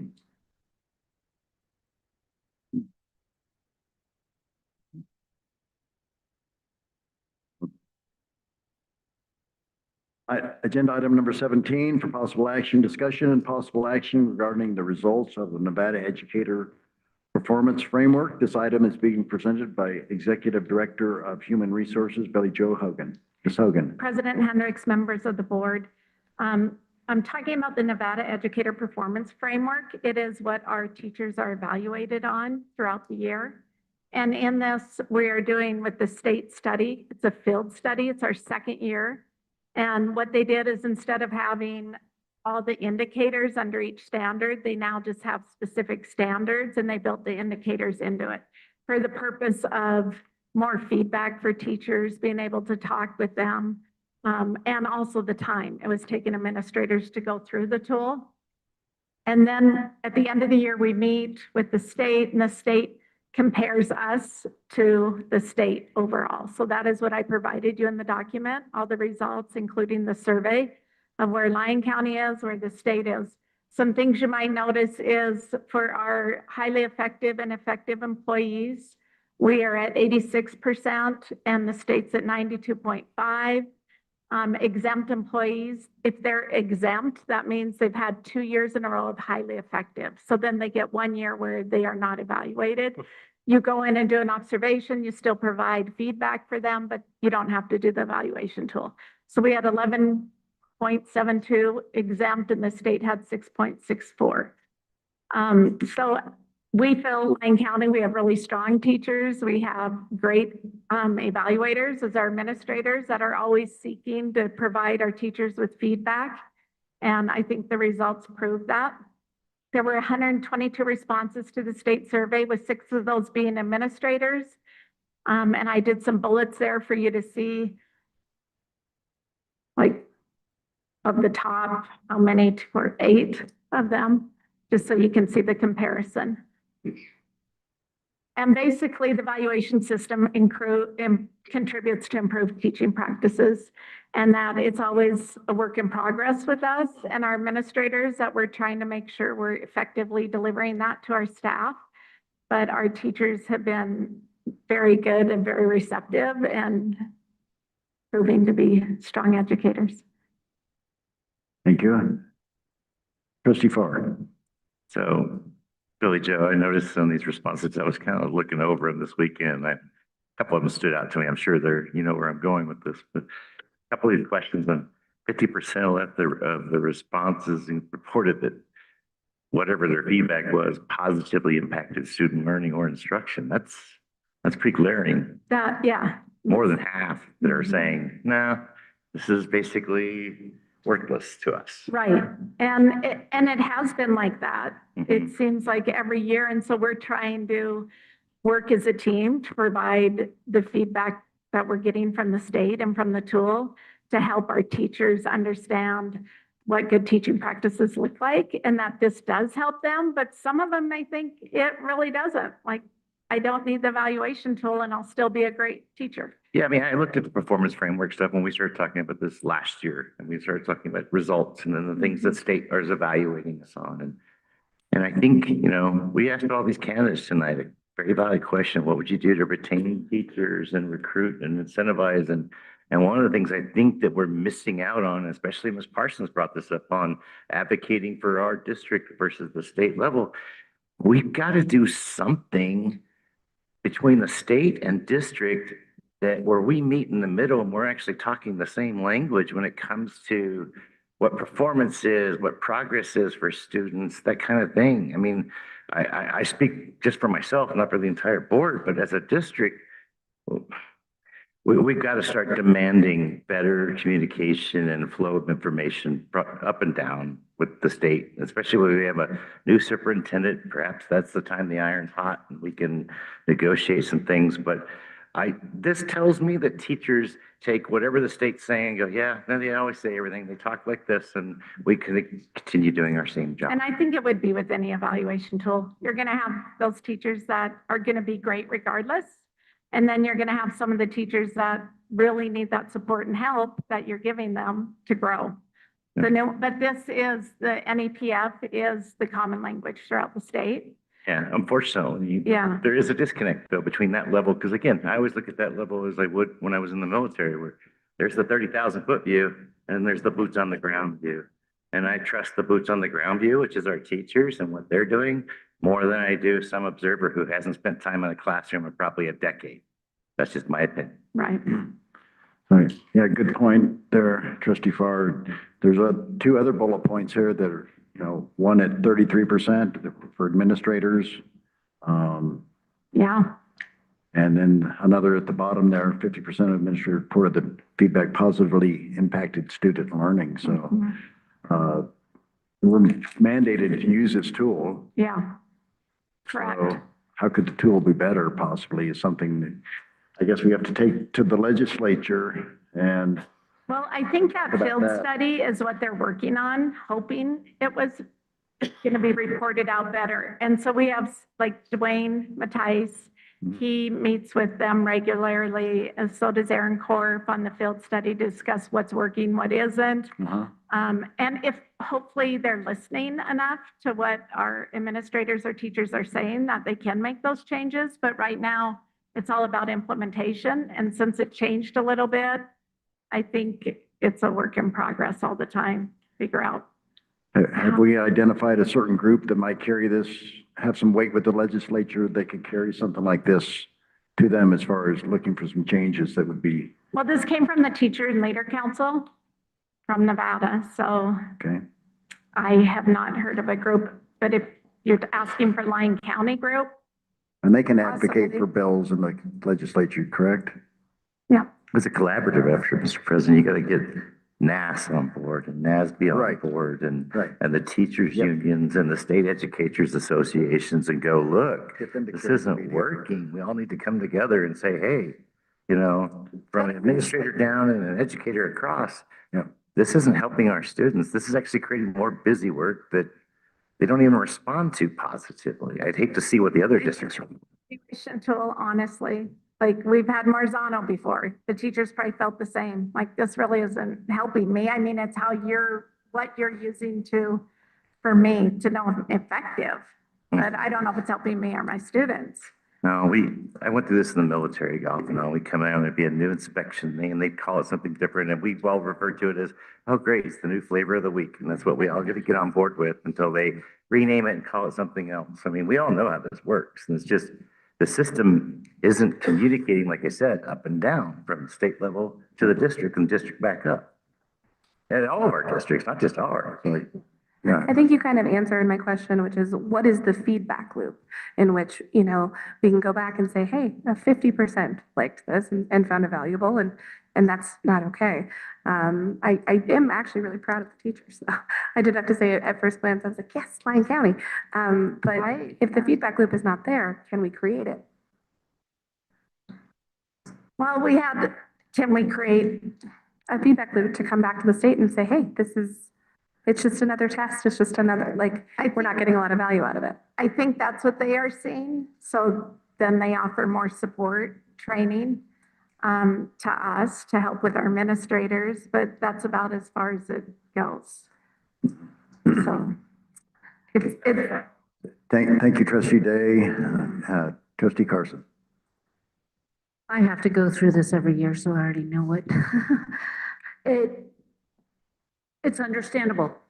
The 50%, I'm sure I was one of the people. One of the teachers. My head person that said you aren't getting the help that you need. So she's trying to figure out a way of helping through her own, the administration's trying to figure out their own way, which I'm sure that's what the administration at all of our schools are trying to figure out, how to help the teacher with understanding what they need to improve more so administration's helping as much as they possibly can with this system we have at the moment. And since it is a long process, I've read these things there's more things than I even, way too much paperwork. And when administration has 30 to 40 teachers that they have to go through, it's a lot of work. And the new teachers, it's 3 times they have to do this. So that's the thing that's going on. And as a previous administrator, I had the best walks when they were informal and talking to teachers about what the students were learning, what they were doing, what they needed help with, not when we really sat down with the tool. So I think we are doing a lot of benefits to our teachers in all our walkthroughs and our observations. It's just, did this tool help our teachers? They're saying 50% out of 122, no.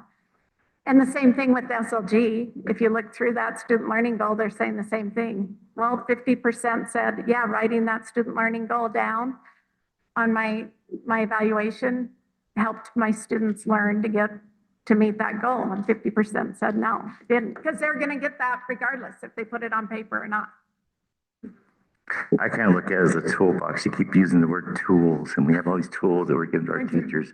I look at my toolbox and go, when am I ever going to use the metric Allen wrench set? Probably never, because I'm using this all the time. And it's great that you give me a Sawzall, but I don't have any plywood or anything to rip up right now. And so it just sits there. It's not a tool I would find useful. And I think that's how I would respond. Honestly, for using analogies and metaphors, that's the one I would go with. Any further discussion? So again, new to this, yeah, clearly. But is this just the common occurrence everywhere? Because it doesn't sound like this is just a Lyon County Oh, no, teachers. yeah, if you look at a lot of, compared to the state, we're right there and some parts were even scored higher. So, I mean, is this something that the board needs to advocate with the Nevada Teachers Leader Council, or is this something that is just this way? You might not be able to answer that. I'm just asking out of curiosity, so. Well, it is our evaluation tool from the state, and they are implementing the new field study, and it will be fully implemented statewide next year. So I don't see any other way around it unless the state and Teachers Leader Council want to come up with a different tool. Maybe that field study actually allow them to see. I mean, it's easy for anyone to sit on the desk and say, yeah. I thought I was loud enough. And Mr. Farr and I can attest that, you know, you don't ever see what's wrong with the troops till you actually get out there and see it. You know, sitting behind a desk is easy, but maybe them actually getting out there, they'll start seeing that, oh, hey, maybe what I'm sitting behind that desk implementing is not working. So maybe, you know, hopefully that'll be a good thing and give our teachers and our admin a chance to say, hey, you gave us this, but this doesn't work. And here's what we would like to do. Right. Is there any public comment on this item? No further board discussion. I'm going to ask for a motion.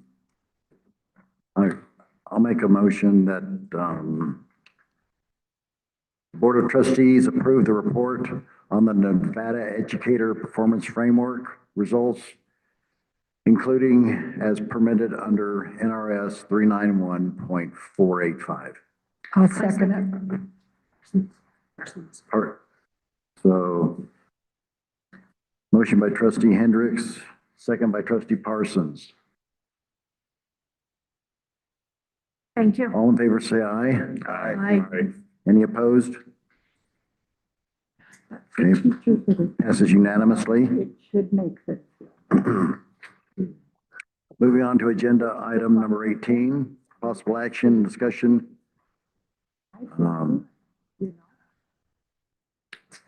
Discussion and possible action for the new LCSD policy IKD outdoor recreation is a first reading. This item is being presented by Executive Director of Education Services, Jim Giannotti.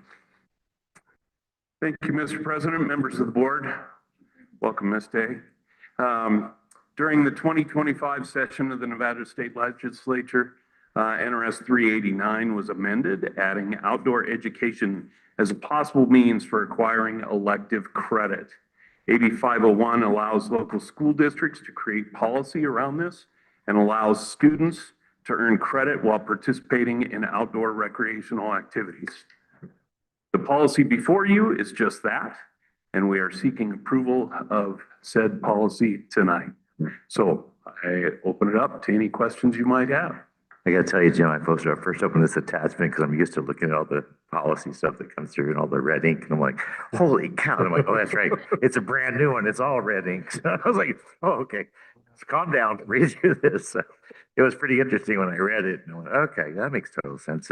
But I think it's going to dovetail, not to steal Dr. Cooper's thunder, but for some of the questions that people will have about these next two agenda items that, you know, I thought Dr. Cooper did a really good job on the safe and respectful learning environment pieces that she added to it that we could, I think are going to come into play with both this and the community service policies, I'm assuming, with vetting people and that kind of thing, having access to. And in all honesty, this application process is part of this policy. It is up to site administration for approval. But as Mr. Hendricks advocated that we come back and report once a year as to the number of students that submitted application, performed outdoor educational activities, and how many credits they earned. So we'll report back to the board once a year on that. I believe in June, if it's what we. In the consent agenda. Yeah. So we'll see, you know, but honestly, there's Speaking personally, I spent a lot of time growing up in Alaska, out in the mountains and camping and hiking, built ski trails, did a lot of trail work. I would have received a lot of elective credit if this was offered to me when I was in high school. So I spent a great deal of time outdoors. So I love the opportunity and the flexibility that this bill offered us in order to create this policy.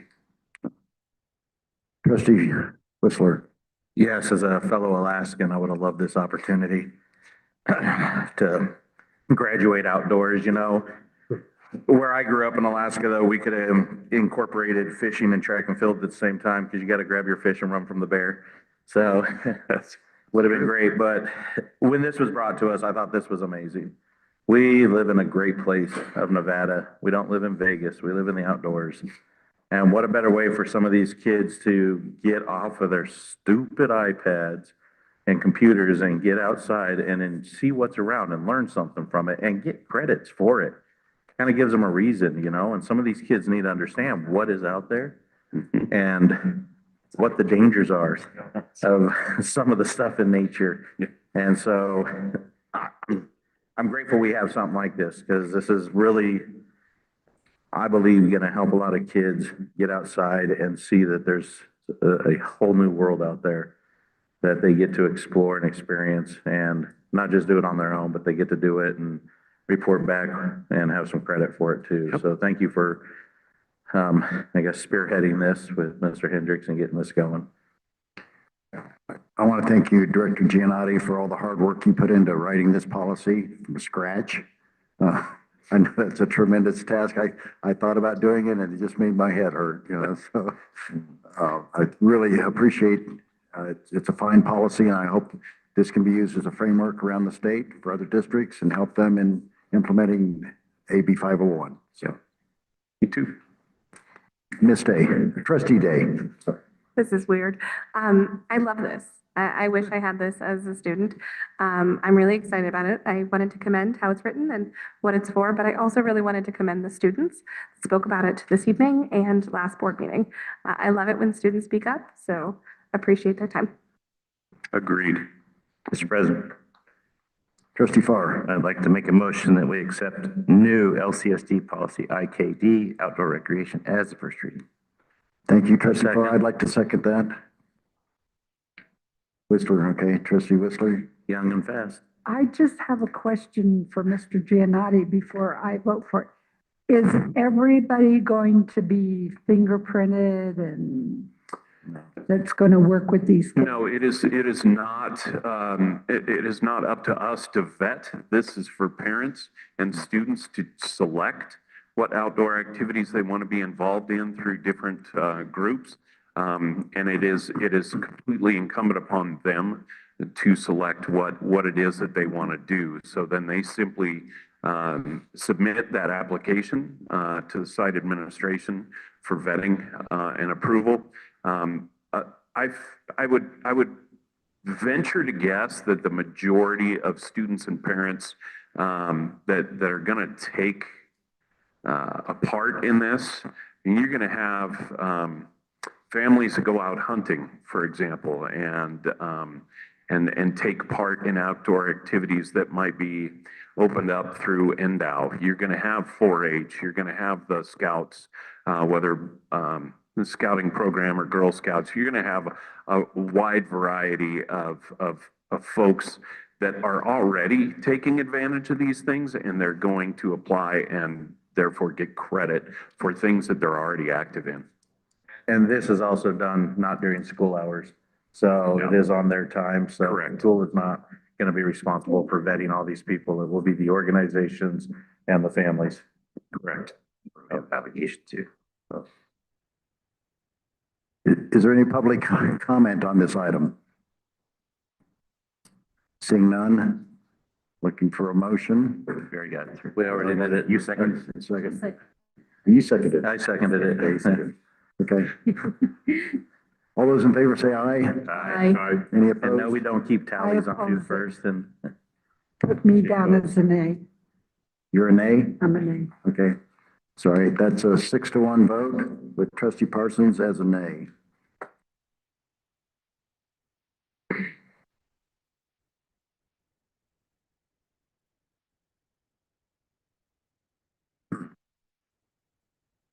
I'm going to spare you the time on this next agenda item, Mr. Giannotti, because it's pretty much almost exactly like outdoor recreation.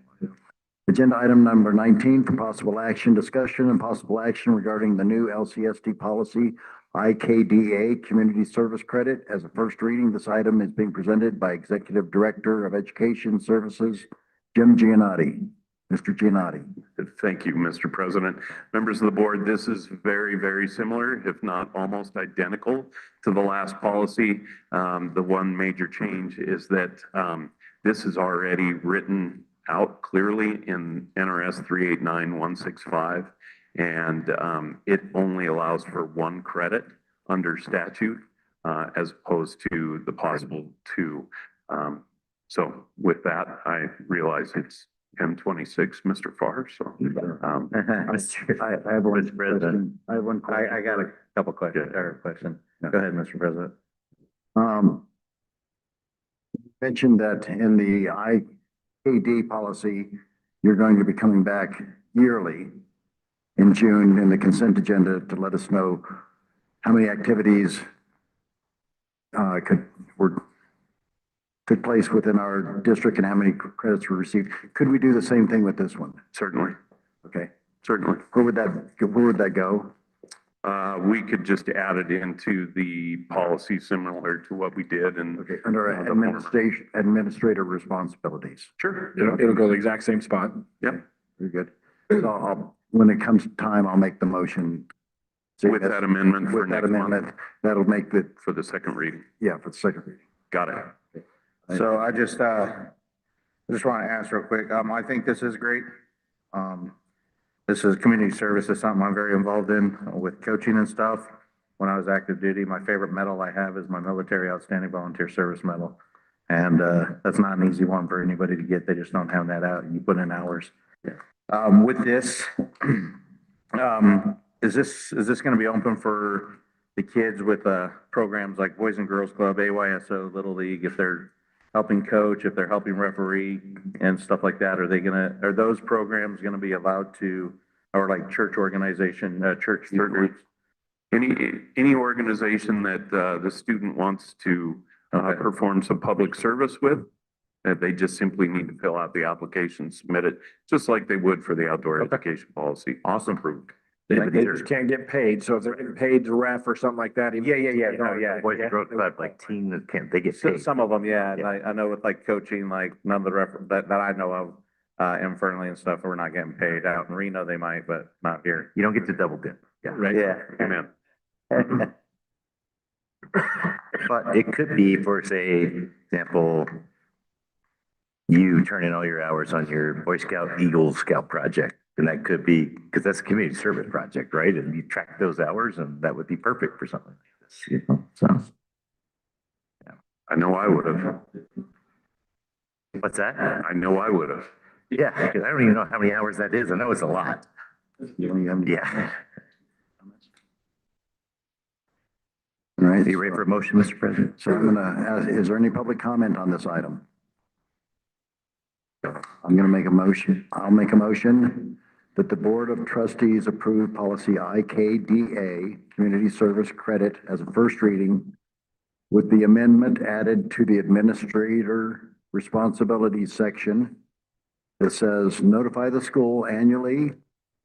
The report will be given to the school board outlining all approved outdoor activity credit opportunities that were given over the past academic school year. This can be placed on the consent agenda at the June board meeting. I second. Motion by trustee Hendricks, a second by trustee Whistler.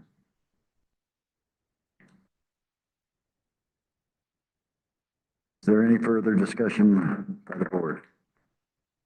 Seeing none, I'll ask for a vote. All in favor, say aye. Aye. Any opposed? I oppose. You oppose? Okay. Thank you very much. Thank you, Director Giannotti. Thanks for your presentation at the CTE conference too. That was very good. Not too shabby, I think. Hope I didn't steal all your thunder, Doc.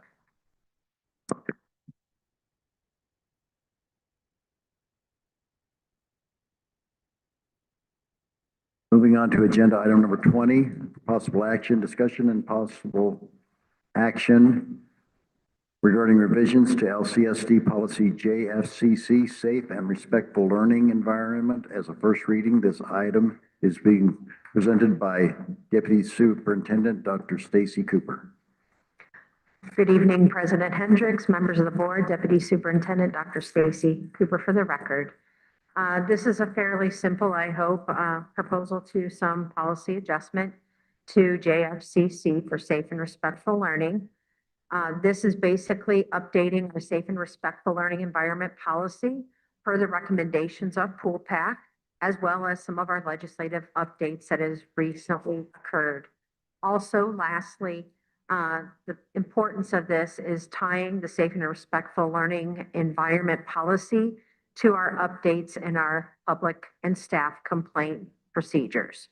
So most of the edits are pretty much legally aligned, outlined and approved by Pool Pack, and I'm open here for any questions you may have. No, I thought it was pretty thorough. I mean, I could tell you had to, that's a lot of line item by line item you had to go through and revise and rechange. It seemed like every paragraph, but having read through it and seen it for what they made the recommendations, I can see why they use the language that they use. So it's not as, what's the word I'm looking for? Politically bent, if you will, and more vague and general in nature. So I thought that was helpful. I don't have a problem with this whatsoever. I'm ready to make a motion if you are ready to go for it, Mr. President. Let me ask for public comment, please. Is there any public comment on this item? Seeing none, I'm looking for a motion. Trustee Farr. Mr. President, I make a motion that we approve the revisions to LCSD policy JFCC, safe and respectful learning environment as a first read. My second. Was you? I have a motion by Trustee Farr, a second by Trustee Whistler. Is there any further board discussion? Seeing none, all those in favor say aye. Aye. Any opposed? Seeing none, it passes unanimously. Moving on to agenda item number 21, discussion and possible action regarding revisions to LCSD policy IICE, services to students provided by outside individual agencies and/or organizations. This item is being presented by Executive Director of Special Services, Rachel Stewart. Ms. Stewart. Good evening, Mr. President, members of the board. Rachel Stewart, Director of Special Services. I'm here tonight asking that the board approve revisions to policy IICE, service to students provided by outside individuals, agencies, and/or organizations as a first reading. As you can see, the policy was last updated in 2014, so it's been quite some time. And really just policy IICE establishes criteria and qualifications for vetting outside entities to protect our student staff and the school district from any safety threats and instructional intrusion while providing clear access parameters for school administrators. The policy really just helps support collaborative work with outside entities, but also helps remind our visitors to adhere to a separate Lyon County School District Board policy, INH, that requires reporting to the main office. It's been updated to strengthen requirements for our entities that are coming in that are seeking to come work with our students as well as onto our school property. It's updated to include, instead of before we used to have an MOU, a memorandum of understanding, now it's going to be a memorandum of agreement. This really includes stricter vetting requirements for our outside entities that adhere to NRS 179A, really just looking at those background checks, making sure that the people coming into our schools are vetted. And then also adding that they put that general comprehensive liability insurance as well in those MOAs. So with that, do you have any questions? Well, that was pretty thorough and straightforward from what I read. It looks like it read similar to the very back part on the vetting part of it, similar to whether you're getting a substitute or a regular certified teaching license, what the background investigation, the scope and all that, and the fingerprinting process you got to go through. So I thought that was pretty comprehensive. I don't have a problem with it. Again, Mr. President, I'll make a motion. Let me ask for public comment, please. Is there any public comment on this item? Seeing none, Trustee Farr. So, Mr. President, I make a motion that we approve the revisions to LCSD policy IICE, services to students provided by outside individual agencies and/or organizations as a first reading. I second. You're on it, aren't you? These people want to go home. Trustee, motion by Trustee Farr, second by Trustee Whistler. Any further board discussion? Seeing none. I'll ask for a vote. All in favor, say aye. Aye. Any opposed? Passes unanimously. Moving on to agenda item number 22, for possible action, discussion and possible action regarding revisions to the following LCSD policies as a second and final reading. No changes are made to these policies after the first reading. Any member of the board may request that a policy be removed and discussed and acted upon separately. Does anyone want to remove any of these items and discuss it separately? Okay. Nope. Seeing none, is there any discussion by the board on these items? Let's wait for public comment so I can make a motion. Is there any public comment on these three items, three policies? Seeing none, I'm asking for a motion. Okay, Mr. President, I'll make a motion that we accept policy GAC, confidential information, policy GBB, fair employment practices, and policy GBBC, employee bullying as a second and final reading. Second, Whitford. And I have a second from Trustee Carson. Is there any further discussion by the board? Seeing none, I'm going to ask for a vote. All in favor, say aye. Aye. Any opposed? Passes unanimously. Okay.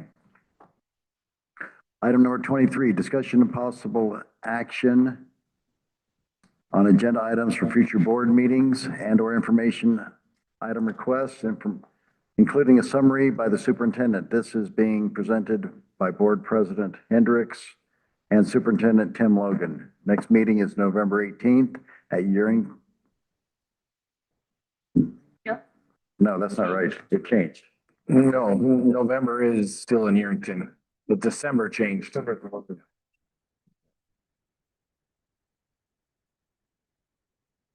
President. December changed. December changed. Oh, okay. Okay, gotcha. Okay, thank you. Superintendent Logan. So it is November 18th is at the Yerington Elementary School. It's the multi-purpose room is where it's held. And I want to make sure you had just a reminder, November, we move it up 1 week. It's not the fourth Tuesday because of Thanksgiving. So just keep in mind, we're back here in 3 weeks doing this again. So a little quicker.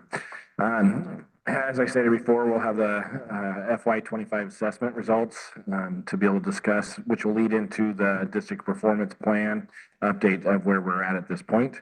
Some of them we needed starting markers, so you'll see those starting markers. We'll talk about the Yerington and Smith Valley School staff introduction and highlights during that time. And then we have policy Gs. We have a couple of first readings that we'll do with those, along with second readings that will come. Mr. President, I have an agenda item I'd like included. Sure. I'd like to, on behalf of working with Trustee Bull, to revise policy BCBA, which is student representative of the board. We'd like to make some recommendations based on student advisory and some input and advocacy on their part that came our way that we think makes sense and we'd like the board to vote on. Okay. Can you expand at this time on your? So basically, sir, what it is we have 5 high schools in Lyon County. They each have their own student body president. They would form essentially a board amongst themselves of students who would elect one of them to be the permanent member of this board with non-voting member of this board to sit for a year at a time. And then they would be able to use that position as a liaison to filter information back to students from the board and filter information on behalf of students up to the board through that representative. And we're going to stop right there in terms of a description, just so that we don't get into discussion that's not agendized. Thank you. It'll be in the agenda. Is this, okay, I'll stop right there. Okay. Okay, is there any other? Okay. Seeing none, I'll close that item out. So public participation, is there any further public participation? Okay, let me read the thing and then, I've got to read this whole two-page thing here, so hold on.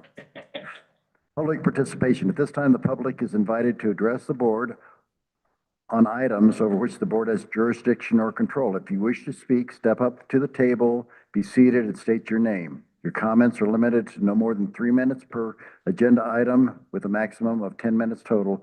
In consideration of others, avoid repetition and designate a spokesperson to speak on behalf of your group. Although the board does not restrict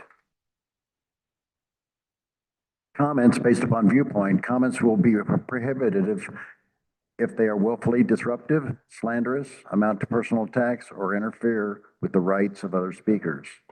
Comments made during this time will be monitored by the board president. This board will conduct public comments after each agenda item on the agenda on which action may be taken before the board takes action. Comments submitted electronically will be included in the minutes of the meeting. McIntyre. Yeah, Neil McIntyre for the record. As stated earlier in the public participation, I was wondering if we can get an explanation of why an agendized item previously was removed without explanation. Yeah, we can bring that to the next board meeting. So that will be put on as an agendized item. What's that? That'll be an agendized item. I didn't hear that one being stated. All Yeah, we can put that on the next agenda then. right, thank you. So we'll include that.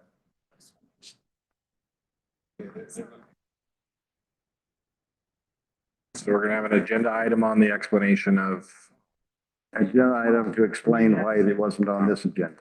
That was explained to me.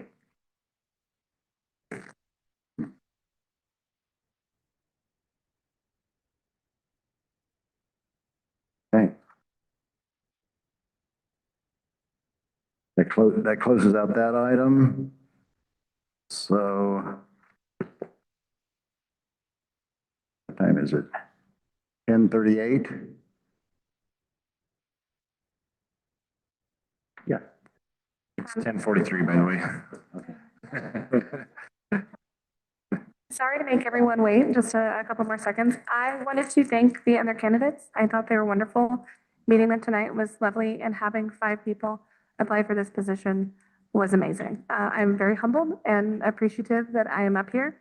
I also wanted to extend an invitation to all community members that are watching and here. I would love to talk to anyone that wants an ear. So please get a hold of me. Thank you, Trustee Day. Now, seeing that, I will adjourn the meeting at 10:44.